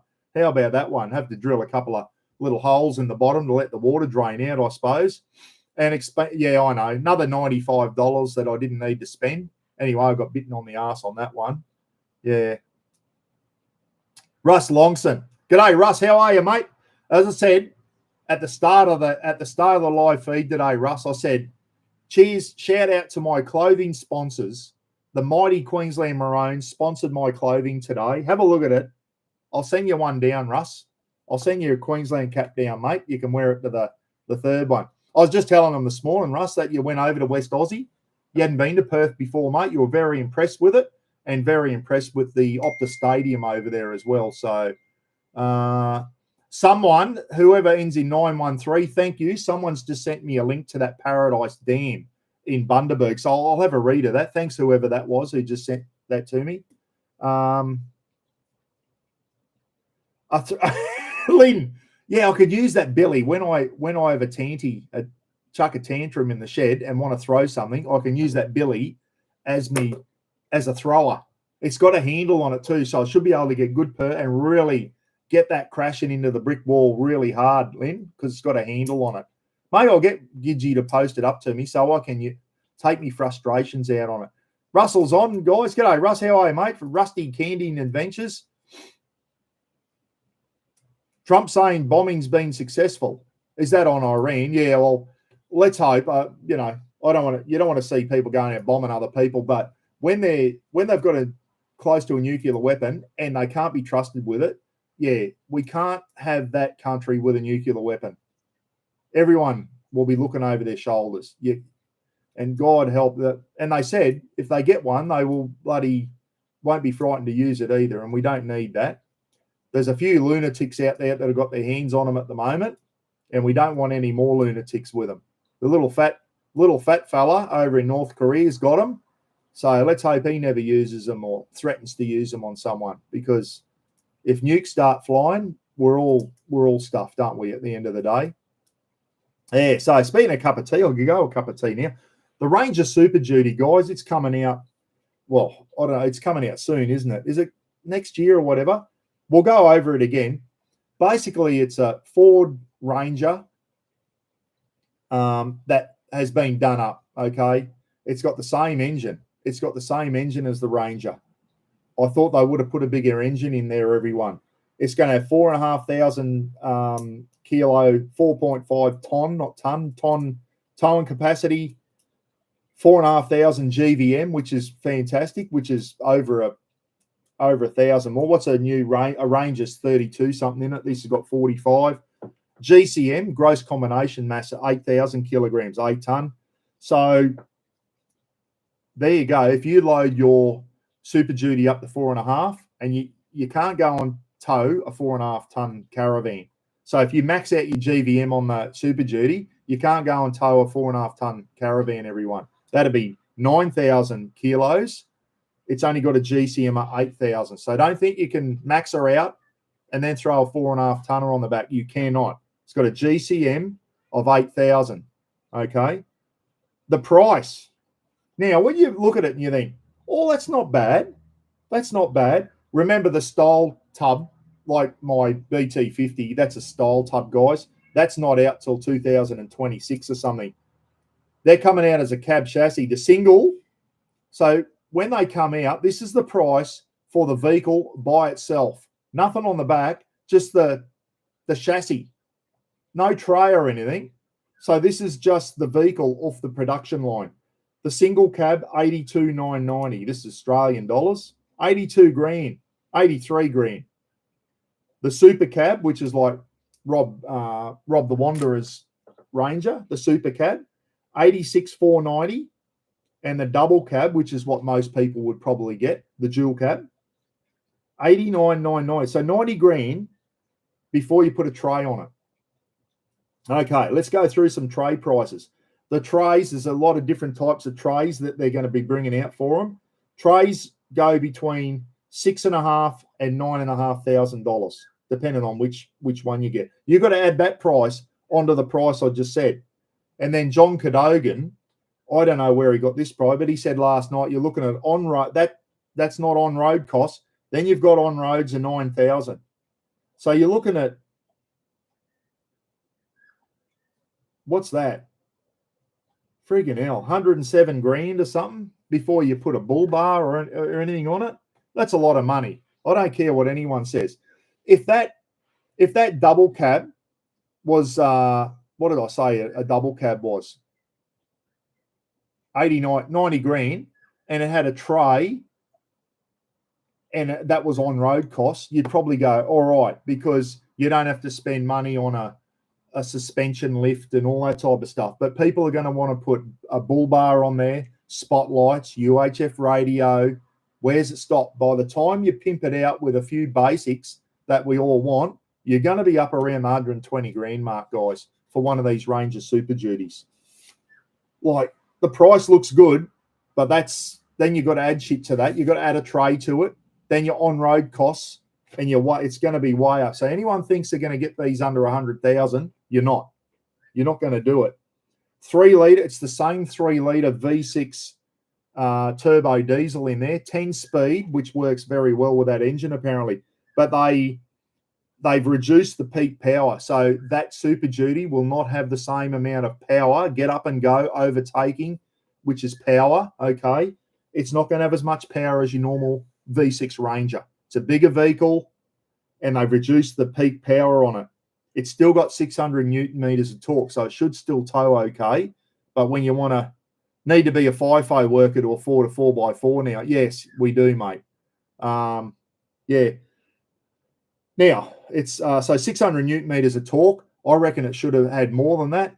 I reckon they should have had a V8 in this vehicle. They should have come up with a V8. But then again, then they've got all the emissions and all that. It's hard to do that with a V8. It's going to have AdBlue to stick to emissions stuff. So it has got AdBlue, which is another negative there.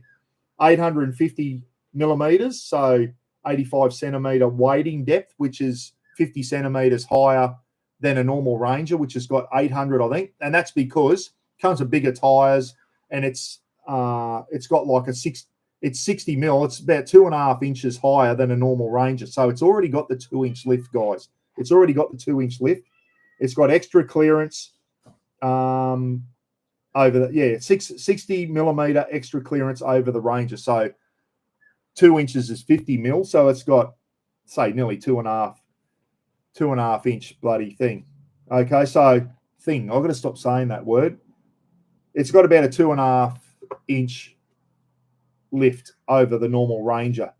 As we know, we go and spend good money, don't we, on suspension lifts and all that type of stuff on our 4-wheel drive. So you are saving money there where you probably don't need to get a lift because it's already high enough as it is. You don't have to go and get GVM upgrades because it's already got a 4.5 ton GVM on it. So you are going to save money there, but they're still not cheap, everyone. So a dual cab, $89.99, so 90 grand, plus you go and put a 9,500, say there's 100,000 when you put a tray on it. Then your on-road cost, whatever your on-road costs are, your rego and your insurances and all, your on-road costs, you're well up over 100,000. Then you start whacking on a bull bar, spotlights, UHF, all that type of stuff. Yeah, you're not going to get out under anywhere near $100,000. So, and I agree, probably cheaper than a Dodge Ram, though. Yeah, Steve, absolutely. Absolutely, it's probably still cheaper than a Dodge Ram.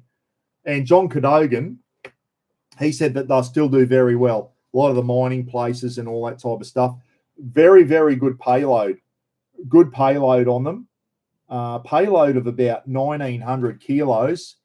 But then when you whack the tray and all that, it comes down. But it's still got, he said, it's still got a pretty good payload on it. So they reckon 8 out of 10 vans and vehicles that are weighed, are overweight, get professionally weighed for safety.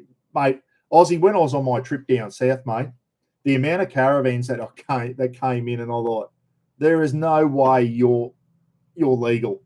They got a standard 4-wheel drive towing a massive caravan, tinny on the roof of their 4B, and you're just thinking, mate, you are kidding yourself. You are kidding yourself. If you've got a 4-wheel drive, if you've got a standard 4-wheel drive, whatever it is, and you've got all the bar work and spotties and drawers in the back and all that, and then you go and tow a caravan, everyone, you will be over GVM. You will be over GVM. Brad Howell has got a Dodge Ram 1500. Their payload, they can tow 4.5, but you can't put anything in the vehicle. Just Brad and Mary and a toothbrush in the back.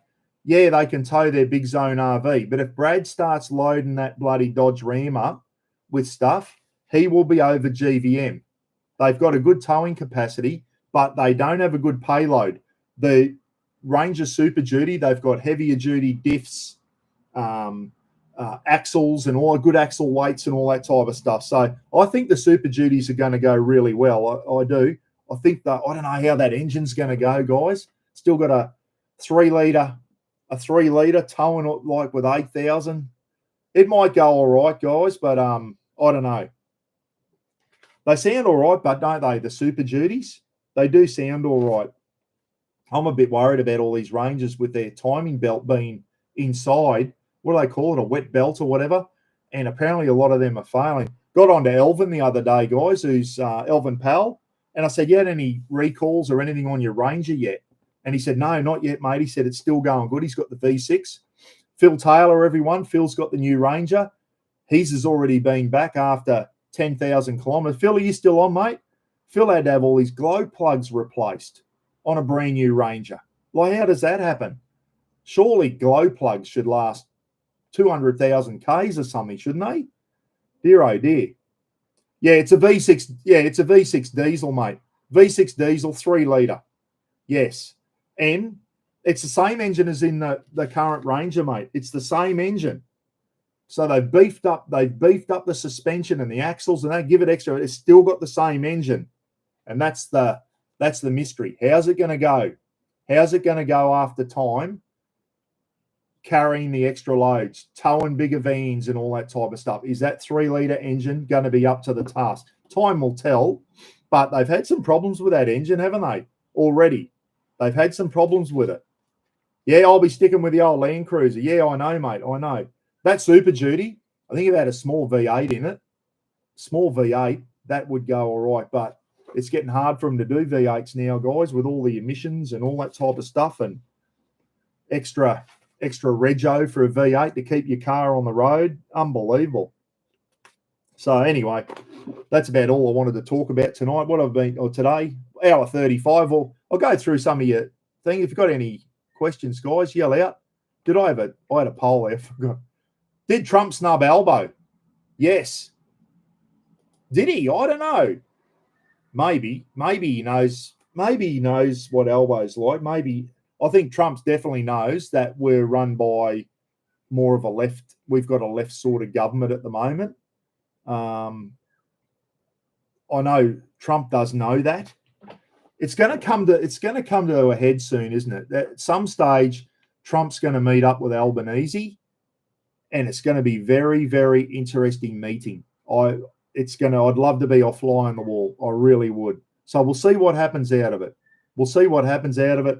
But at the end of the day, our Prime Minister needs to meet up with the President because we've got a lot of shit to sort out. Our tariffs and the AUKUS submarine deal.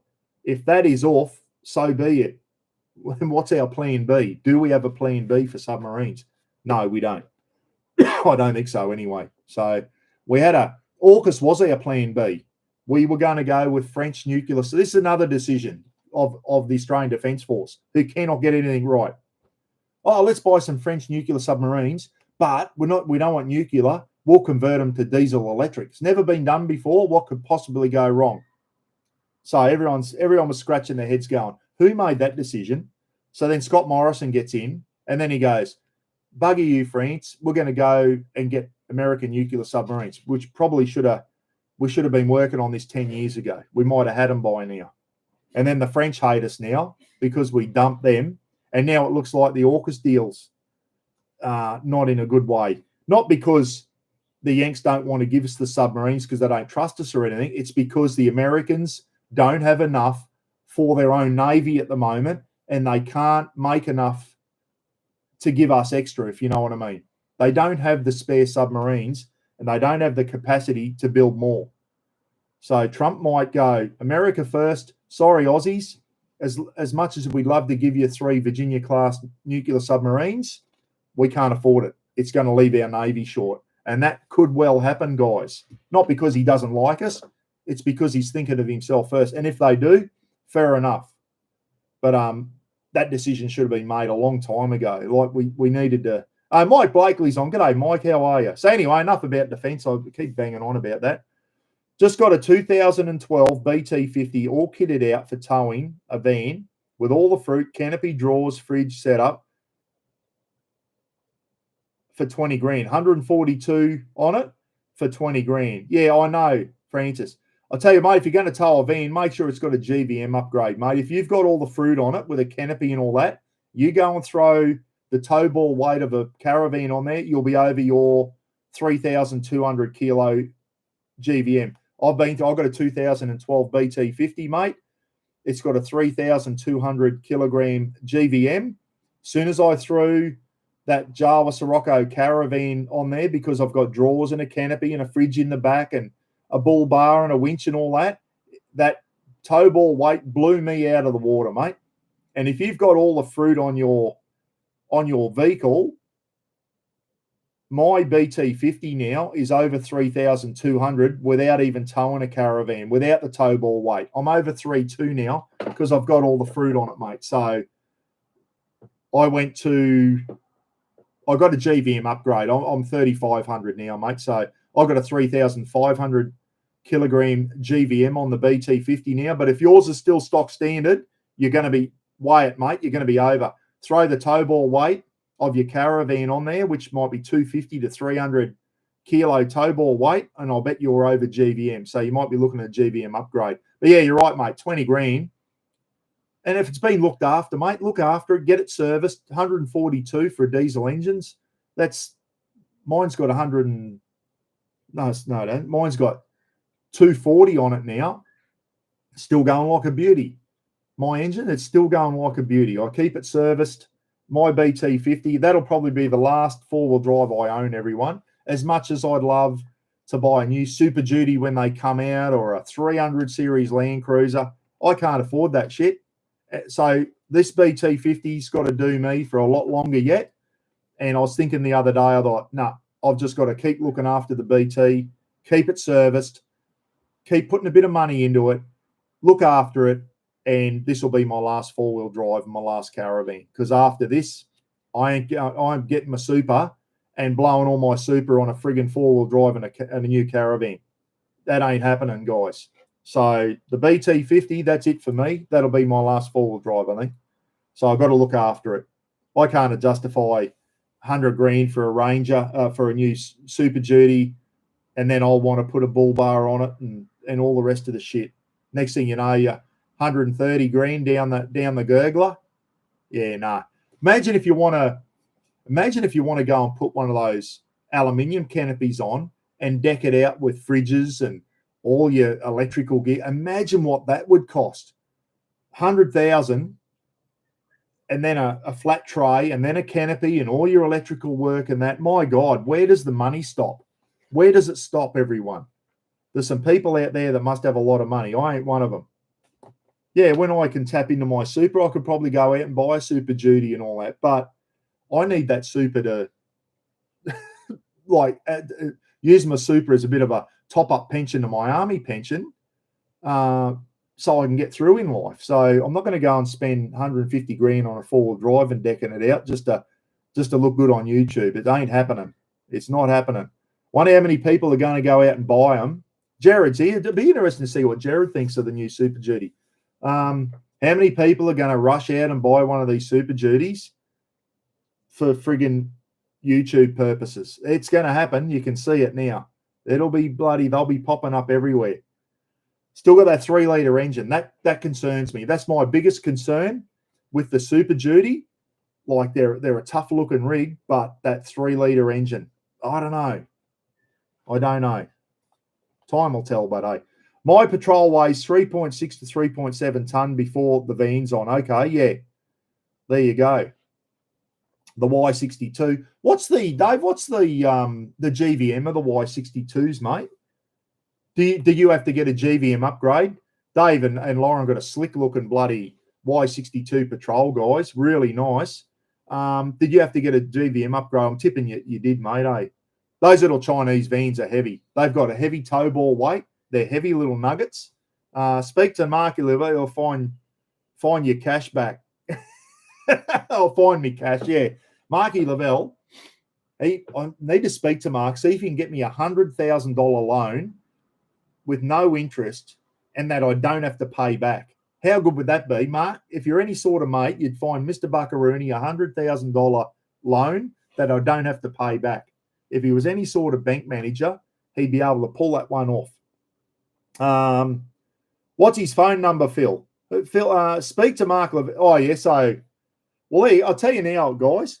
Mark Lavelle, Marky's ex-bank manager, guys, and he's that finance and all that is his game. So if you do want some advice on finance and loans and all that, I'm sure Mark won't mind. Oh, Mark is on. Mark, I hope you don't mind, mate, that if people contact you for some advice, mate, if they do need loans or financial advice of some sort and what's the best way to pay loans off. That's Mark's expertise, everyone. So everyone in this chat room here, we've all got some sort of expertise area, except for probably me. But I know a lot of you out there, you've got your bloodies. We need to tap into it, guys. So if you're out there and you're wondering about certain things, finance, loans, and all that is one of them. Marky Lavelle, he's in the community, guys. Mark might be able to help you out. So, Mark, how about that 100,000 loan that you don't have to pay back, mate? Is there such a thing? If there is, I'll be on the phone and I'll put my order in for a new Ranger Super Duty. How good would that be? Wouldn't it be good? You win the lotto. Just say, if I won the lotto, I don't know, I'd probably get a big Ram 3500 or something. To tell you the truth, if money wasn't an option, I'd probably deck a big 3500 diesel Ram out. But yeah, listen, if I won if I won if I won 500,000 on the lotto, yeah, I'd probably order a Super Duty. And then when she comes in, go up to, what are they called? The big canopy mob up in bloody Cairns there. Norweld. Get Norweld canopy, and then get Morris Grasso and the boys to put a beautiful big Enerdrive electrical system through it for me, or deck it out with a full iTech World electrical system or something like that. It'd be good. 100 million still unclaimed. I wonder if that was me, Newts. I don't even go to the lotto. Roz does. Roz has got her phone registered, so if she wins anything on the lotto, it automatically comes up on her phone and says you've won something. So Roz won 100 and something bucks the other day, 130 or something on the lotto. I said if it was 130,000, it would be better, or 130 or 100 million. Imagine 100 million, guys. Imagine what we could do on this community for charity and all that. If we won 100 million, holy dooly, how good would that be? Couple of bloody Ranger Super Duty prize giveaways on the channel. How good would that be? Speaking of which, I've nearly got another $1,000 in the Rafa book kitty, everyone. I don't know how I got that high. I'm not taking me money back anymore out of my thing. I'm just putting the whole lot in there, everyone. So I'm taking a bit of a hit there, but it's nearly up to $1,000 again. 500 of that's going to go to the Mariba Animal Shelter. We're going to be going up there in a week or so, couple of weeks, taking some food up to the animal shelter. Already spoken to Jennifer up there. That's a volunteer. She said, Buck, we need a lot of puppy and kitten stuff. Puppy food, kitten food, puppy milk, and kitten milk and all that type of stuff. We don't need a lot of dry stuff or normal dog wet stuff. It's mainly for the puppies and the kittens and all that. So that's what we'll concentrate on. And that leaves me 500 left over. So another couple of 250 giveaways. That, and speaking of the giveaways, Dave and Lauren were out at the Four Paws, I think it was. Four Paws, presenting them with $300 worth of food the other day. Absolutely fantastic. And the only one we're waiting on at the moment now is Brad, Vicky, and someone else has combined their money, and they're going to go down to, was it Four Paws? Their local one in Gosford there. That might be Four Paws. I'm getting them mixed up. And they're going to present some food down there, $500 worth of food, and send us some photos. So I still haven't put that up. General basics to get. Ross is in those Isuzu Forge are a good motor. Absolutely, Pete. Yeah. Tell you what else. As we know, the Isuzu D-Max with the 4JJ motor, we all know Isuzu have got fantastic, good, bulletproof engines. That's what the BT50s have got, guys. The new Mazda BT50 is basically a D-Max. Got the same engine and all that type of stuff in. What I did, Mark Lone denied, he reckons. What I did see the other day, Mazda is developing their own 6-cylinder diesel 4-wheel drive to put in the BT50. Mazda is looking at coming up with their own engine, and apparently it's going to pack 600 Newton meters of torque, which is up there with the Ranger engine. So Mazda can make some good stuff, guys. So I'll tell you what, if the BT50 came out with a bigger engine, a V6 that can pump out 600 Newton meters, that would be a lot cheaper than the Ranger Super Duty. Be worth looking at. You'd probably have to get a GVM upgrade. It's still probably only come out as a 3,200 GVM or whatever. So you probably have to spend the extra money to get a GVM upgrade and all that type of stuff. So anyway, so it'd be interesting to see Ty Fenwick. I have no doubt Ty will end up with a Super Duty. I bet it. If Ty's on and sees this, Ty, I bet my ass you end up with a Super Duty, mate. And I'm about to go and watch the rest of his Ranger, his EV Ranger, which I saw another channel, and they reckon that Ranger EV gets blown away by the Shark 6 or whatever. What were they called? BYD Shark. But I tell you now, the day I see a BYD Shark 6 up at Cape York is the day I'll think of buying one, guys. Yes, they're great for around town and all that. I've seen one whizzing around here in Innisfail. They're not a bad-looking ute, the BYD Shark. Not a bad-looking ute at all. But I'm not sold on EVs, guys. I'm sorry, I'm not sold on EVs. Saw something else the other day. Japanese are getting right into the hydrogen engines that run on water. The Japanese look like they're trying to bypass the EV and go straight to hydrogen. So keep your eye out for that. The Japanese, they're probably thinking, all right, China, you want to go down the EV route, we'll trump you. We're going to go to hydrogen. So who knows, in 10 years' time, we might be driving around in cars that you fill them up out of the tap. How good would that be? Kane Higgins is on, the diddly donk from Mackay now. I think Kane's living in Mackay. Hope you're well, Kane. Hope you're good. Can the Ranger EV tow anything? I don't know. I'm going to go and watch Ty. Get on Ty Fenwick, everyone. Ty's about to do a big, it's about a 40-minute clip on the new Ranger PHEV, they call it, hybrid EV. So it's not a full EV thing. It's a hybrid one, guys. But can it tow? I don't know, Dave. I'm going to find out, mate. So we'll see how we go there. I looked in a Y62 Warrior the other day, Heinzie. I thought, geez, I'd love one of these things. Big V8 petrol, Y62. Oh, wouldn't that be good to bloody whiz around in? They look good. You throw some bloody decent tyres on them and a bull bar, and they're a tough looking. When they first come out, I thought, oh, soccer mum's car. But tell you what, when you put a bit of fruit on them, the old Y62s, they look good, and yours does too. What are those BYD electric dual cabs? Plenty getting, yeah, they are. There's a lot of them getting around now, mate. Probably good for tradies around town and all that type of stuff. I'm not sold on EV four-wheel drives at all. I think we've got a long way to go yet. We've got a long way. We don't have the infrastructure in place to support them. When we start seeing them out in the Simpson Desert, out at the Birdsville Bash, going up Big Red and all that type of stuff, then maybe I'll think of getting one. Rather get electric ride on lawnmower. Yeah, well, that's still it's still a Datsun. Yeah, they'll patrol the old Datto. We used to have a Datsun Sunny. Well, it was a great little car, the old Datsun Sunny. What a great little car that was. It just kept going and going and going and going. Nissan bought out Datsun, and you see a few patrols getting around. They still got the Datsun badge on them. They still got powered by Datsun and that on there. So Datsun went broke, and I think Nissan bought them out, didn't they? I'll tell you what doesn't look good is the new 300 series.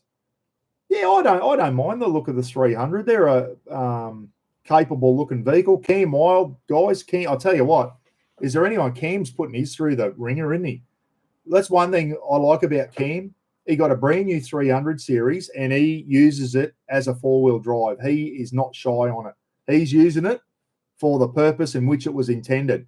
He's towing, he's going through water crossings, four-wheel driving. He's driven across Central Australia, Simpson Desert in it.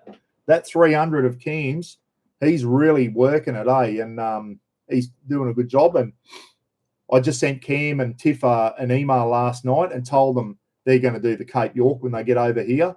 I've told them a lot of the must-dos in Cape York and some of the places that they should think about camping. Always said if you're up there, do a day trip. Go that one step further. Go across to the Torres Strait. Do the day trip out of Seisha. Get a beautiful big ferry. Go up to Thursday Island for the day. Then you get a smaller ferry across to Horn Island. Have a look at the Horn Island Museum, which has got a lot of World War II stuff and the old pearl diving days. It's a great little museum, that one on Horn Island. Horn Island was the second most bombed place in Australia in World War II behind Darwin, guys. And we keep going on about defence. We've been bombed before, everyone. We've been bombed before, and it could happen again, and hopefully not. And it could happen sooner rather than later, and we're not ready for it. I keep saying that. So, yeah, you said that, Kane. Kane's waiting for his referral to the specialist. So, yeah, we hope everything comes back good.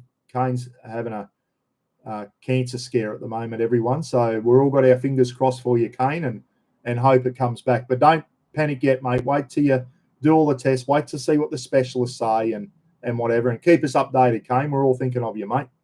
So Well, what's doing with the new Prado, the 48-volt Prado? Justin Dillon is on here at the moment, guys, and Justin and Andrea. Justin was on here before. He may have gone now. Justin is from Victoria. Him and Andrea are up in the Northern Territory at the moment, guys. No, sorry, they were in Western Australia. He's done the Gibb River Road and all that. And he's, yeah, that's right. We're best mates with him now, Heinzie. How times change, mate. So, yeah, well, there you go, bloody. Justin's been on the Gibb River Road. He's been out to El Questro Station, been in the Northern Territory and all that. And him and Andrea just got the new 250 Prado. I love the look of the new 250 Prado. I love the look of it. It's a nice, I love that boxy look to it. It's a nice looking four-wheel drive, everyone. But it's got that 48-volt battery system in the back. You can't put drawers in and all that type of stuff. So there was a thing there where there's been a couple of problems, suspension problems, and someone went through a puddle and the battery shorted out and brought it to its knees. So we don't know. Andy over in the UK, Kane, saying good luck with it. Yes, Townsville was bombed as well, Ray. Townsville was bombed by the Japanese as well. Not far from where the Oasis Veterans thing is. There's still a bomb crater there. John Caligari told me about that one. I wasn't sure of that. But, yes, Townsville was bombed a couple of times. You know where else was Catherine? Catherine was bombed during the war. The Japanese bombed us, absolutely. 80 years ago, they didn't just bomb Pearl Harbor. Australia was bombed numerous times. Darwin was bombed extensively, and so was Horn Island, everyone. Horn Island was bombed because we had a lot of American and Australian. It was a forward operating base for New Guinea at the time. We had fighters and bombers and all that type of stuff on Horn so they could go and bomb the Japanese in New Guinea and out in Guadalcanal and the Solomon Islands and out there. So, yeah. Horn Island, I say we had a lot of Americans based here during the war, didn't we? Brisbane and Townsville, we had Yanks everywhere. It was I said the Japanese were on our doorstep, everyone. Luckily, they didn't get it. They did land in Australia, you know that? The Japanese reconnaissance force landed over in the Kimberley. And I didn't know about this until I watched Mark Felton. Mark Felton has some really, really interesting war documentaries on his YouTube channel, Mark Felton, Felton, and a Japanese reconnaissance force landed in the Kimberley. They spent about a day walking around and went, we're out of here. Too many crocodiles and snakes, we're out of here. And that was it. They didn't invade after that. But we did have Japanese boots hit Australian soil, everyone. If you didn't know that, Japanese reconnaissance force landed over in northwestern Australia. And when they saw that there was just hundreds of miles of nothing, I don't think they were really interested in it after that. So, yeah, if they were going to hit anywhere, they were going to try and probably take northern Queensland, Townsville. We had the Brisbane line, remember. They had a plan in place. It was called the Brisbane line. They were going to withdraw everyone. We were going to concede Northern Australia to the Japanese and build a line. They called it the Brisbane line, and that's where we were going to set up our defences. Luckily, the Japanese didn't land. Otherwise, we were going to withdraw down to the Brisbane line. You didn't know that? How's that for some history? Cowboys Roosters today, Kane. Yes, I think the Cowboys are going to get their asses handed to them, mate, unfortunately. Yes, Steve. Japanese mini submarines got into Sydney Harbour and sunk the Manly Ferry, didn't they? And there was some fatalities there. They sunk the Mary Ferry. In 1971, they were dredging the mouth of the Swan River in Perth, and they found an unexploded Japanese torpedo. So a Japanese submarine, probably mini submarine or something, Japanese submarine tried to torpedo something in the Swan River. We probably had military assets in the Swan River in Perth, and the torpedo got stuck in a sandbank, and they dredged it up in 1971. I was going over to Rottnest Island one day on the ferry, and the guy was telling a bit of history of Rottnest Island and Perth and all that, and that story came out. I went, wow, I didn't know that either. So, yeah, and Japanese submarine used their gun on the submarine, and I think they're trying to take out the steel factory, BHP steel factory in Newcastle, because we were producing a lot of steel for the war effort and everything. and Fort Scratchley in Newcastle returned fire on the Japanese submarine. And when I go down to the camping with mates thing in September, I'm going to do the Fort Scratchley tour. I didn't get to do it last time I was down there, and I thought I want to do the tour next time I'm down. So Fort Scratchley, I'm going to do that tour. So yeah, there's a lot of good history about the war.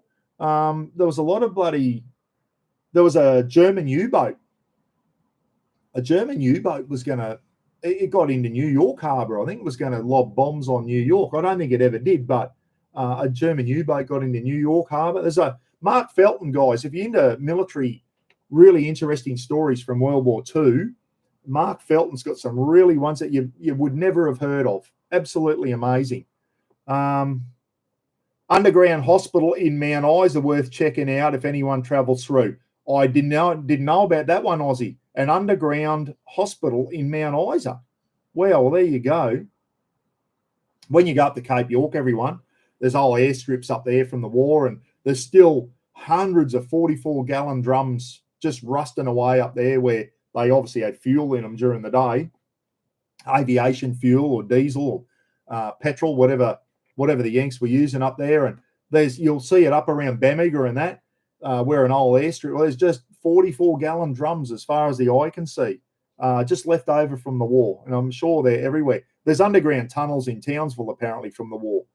They're all blocked off now. But yeah, Japanese sub torpedoed an Australian civilian ship off Crescent Head near where I lived back in 1942. Yeah, it sunk one of the Manly ferries too, I think, in Sydney Harbour.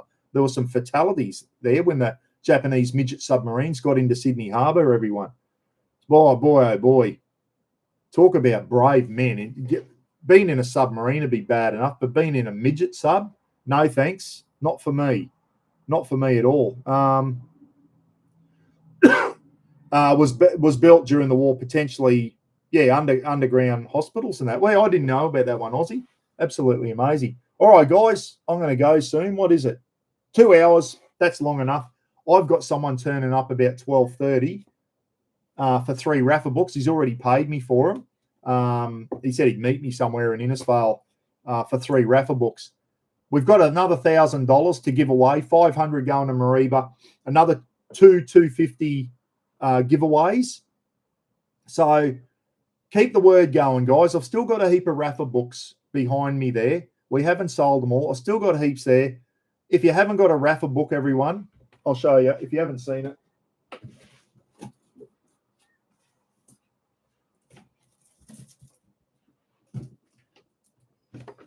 I've still got about 8 of these that I did up singles ready to go. Already got a thank you note inside and some stickers. Every order got a Buckaroony and a Rafa sticker, UV rated, so you can put them on your car and all that. But if you haven't got one, I'm sure a lot of you out there have got them. There they are. They're Rafa safety tip for kids, $15 each. And that's where all the money for our animal shelter giveaways is coming from. So I've got some singles. Even if you want just a single book, I've got them ready to go, guys. Just send me an email, p.rogers65@bigpond.com. Still got some singles done up, ready to go. Rafa's paw on the back, sticker and that already inside. So if you just want a single book, they're ready to go. I've got envelopes there. I can put 2 in, 3 in. I've got little boxes there. I can put 10 in, give them away to your local kindies and that. Keep the orders coming, guys. Let your friends know. If you've already got the Rafa books, thank you so much. Let your friends, anyone you know who's got little kids and that, tell them about the books, eh? Keep the orders coming through because it's all going to charity. No, they're no good sitting in my office here. We've sold a heap. We've given about 3,000 away so far. Got another $1,000 in there. I haven't sold that many books, but as I said, at the moment, I'm just bloody putting the whole amount in there to the thing. I haven't been taking the last couple of weeks. I haven't been taking my postage money and all that out. That's probably why it's built up to $1,000. But I'm going to give that full $1,000 away, everyone. 500 to Mariba. And next time we do a live feed via StreamYard, hopefully with Ty Fenwick on, guys. I want to get Ty on. I think it's time we got Ty Fenwick on. We got another live feed coming up with John from Oregon. John Bean, guys, from Oregon. John wants to come on and do another one. He's done a lot to his casita camper and all that type of stuff over there. And John was saying the other day, him and Mike Blakely may be meeting up in the near future in Oregon. I think Mike's heading up to Oregon to do something, and him and John might be meeting up. So I'd love to see a photo of you two together, guys. Wouldn't it be good? Two Yanks getting together, saying g'day to each other, don't know each other from a bar of soap, and they meeting each other because they both watch some diddly donk down under in Australia on YouTube. That'd be fantastic if you two actually pull off. Hopefully, where Mike's going to be in Oregon, John's about 6 hours away. John said he's prepared to make the trip down to meet Mike. So that'd be fantastic if that comes off. It'll be great. So, yeah, Mike Blakely said we're working on it. Good stuff, Mike. Absolutely fantastic.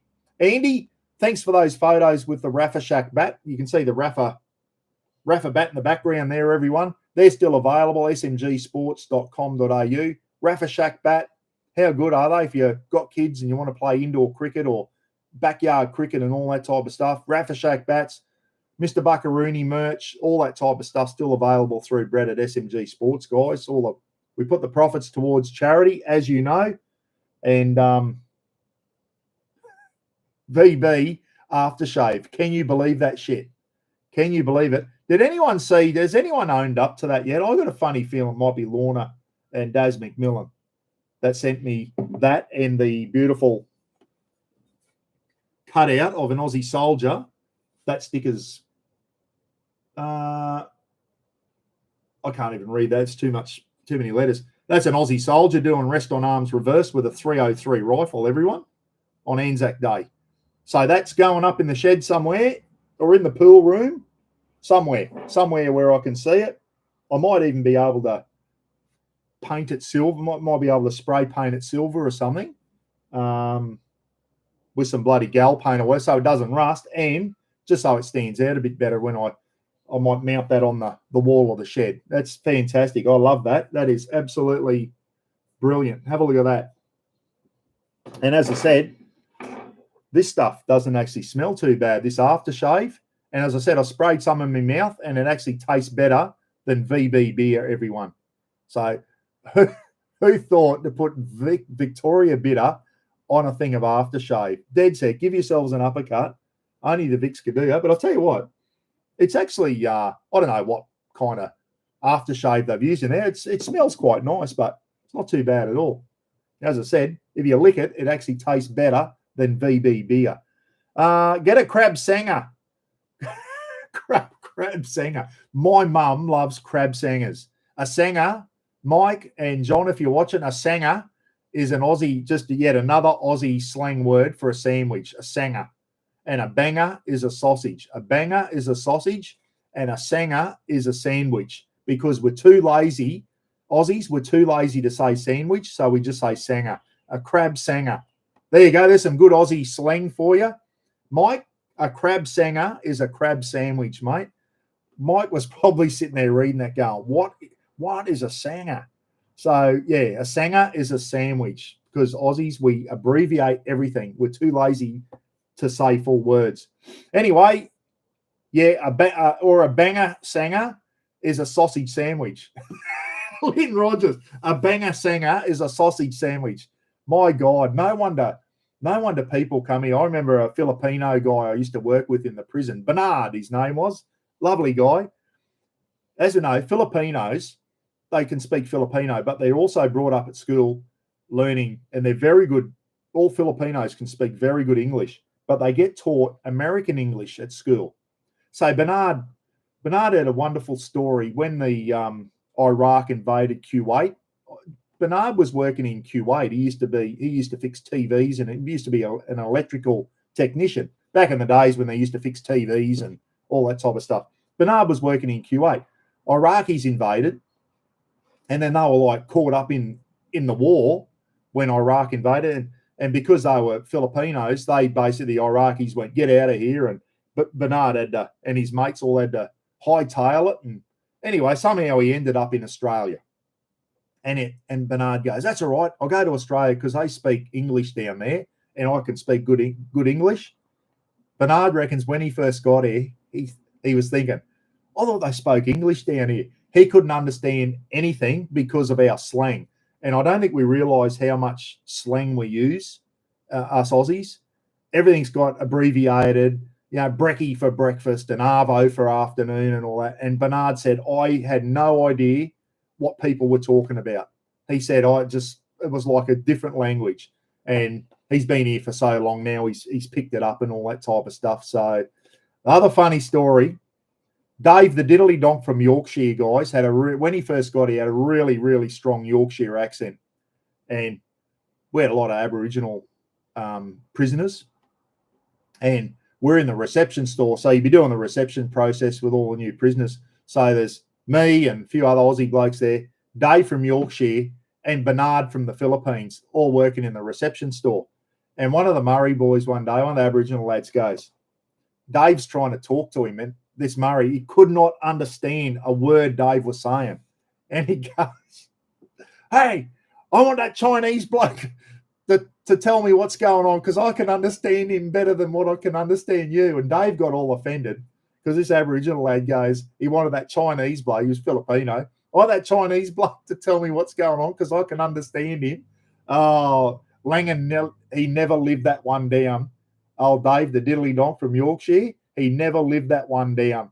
That was one of, we had tears coming down our face when he said that. Bloody, that he wants the Chinese bloke to talk to him, not him, because he couldn't understand his Pommy accent. Bloody funny. Anyway, I'm going to go, guys. I'm going to pack my bag.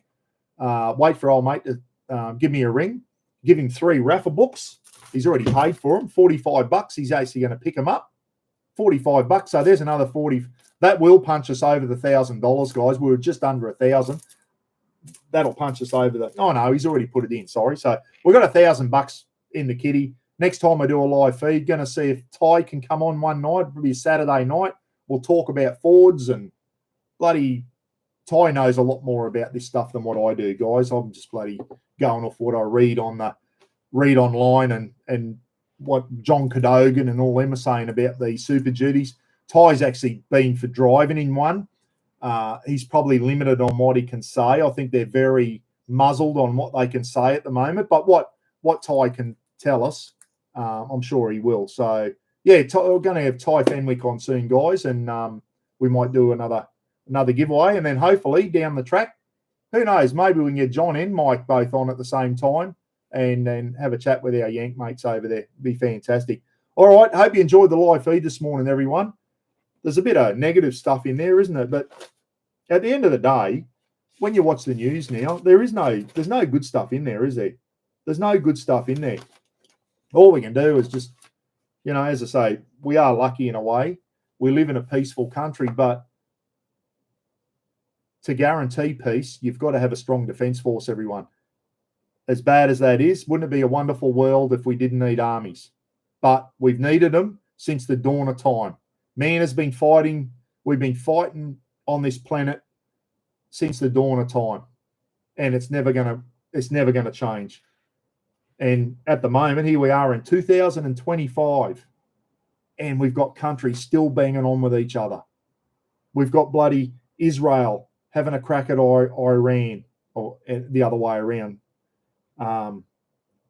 Israel and Palestine. Bloody India and Pakistan having a crack at each other. Come on, boys, sort it out. Have a game of cricket. Sort it out with a game of cricket. Both cricket nations, sort it out with a game of cricket. Russia, Ukraine. There's no end in sight for that war. How many people have been killed in that? So we've got to be ready, guys. We've got to be ready. We can't just sit down here, bury our head in the sand and say we're going to be okay, because we may not be. But if someone has a crack at us, we've got to be able to fight back. You can't just sit there and bloody put your tail between your legs and give up. You've got to have a crack back. Someone's punching you in the head. You've got to go. You've got to have a go back, haven't you? So anyway, that's the way I see it. Keep your eye out on the news, guys. Bob Catter's going to get up on tomorrow on the news, and hopefully I'll be standing near Bob somewhere. And if they put the camera in my face and ask me a question, get ready, because I'm going to go right off. Let me tell you, I'm going to give it to them. See you later. See you next week. Thanks for tuning in.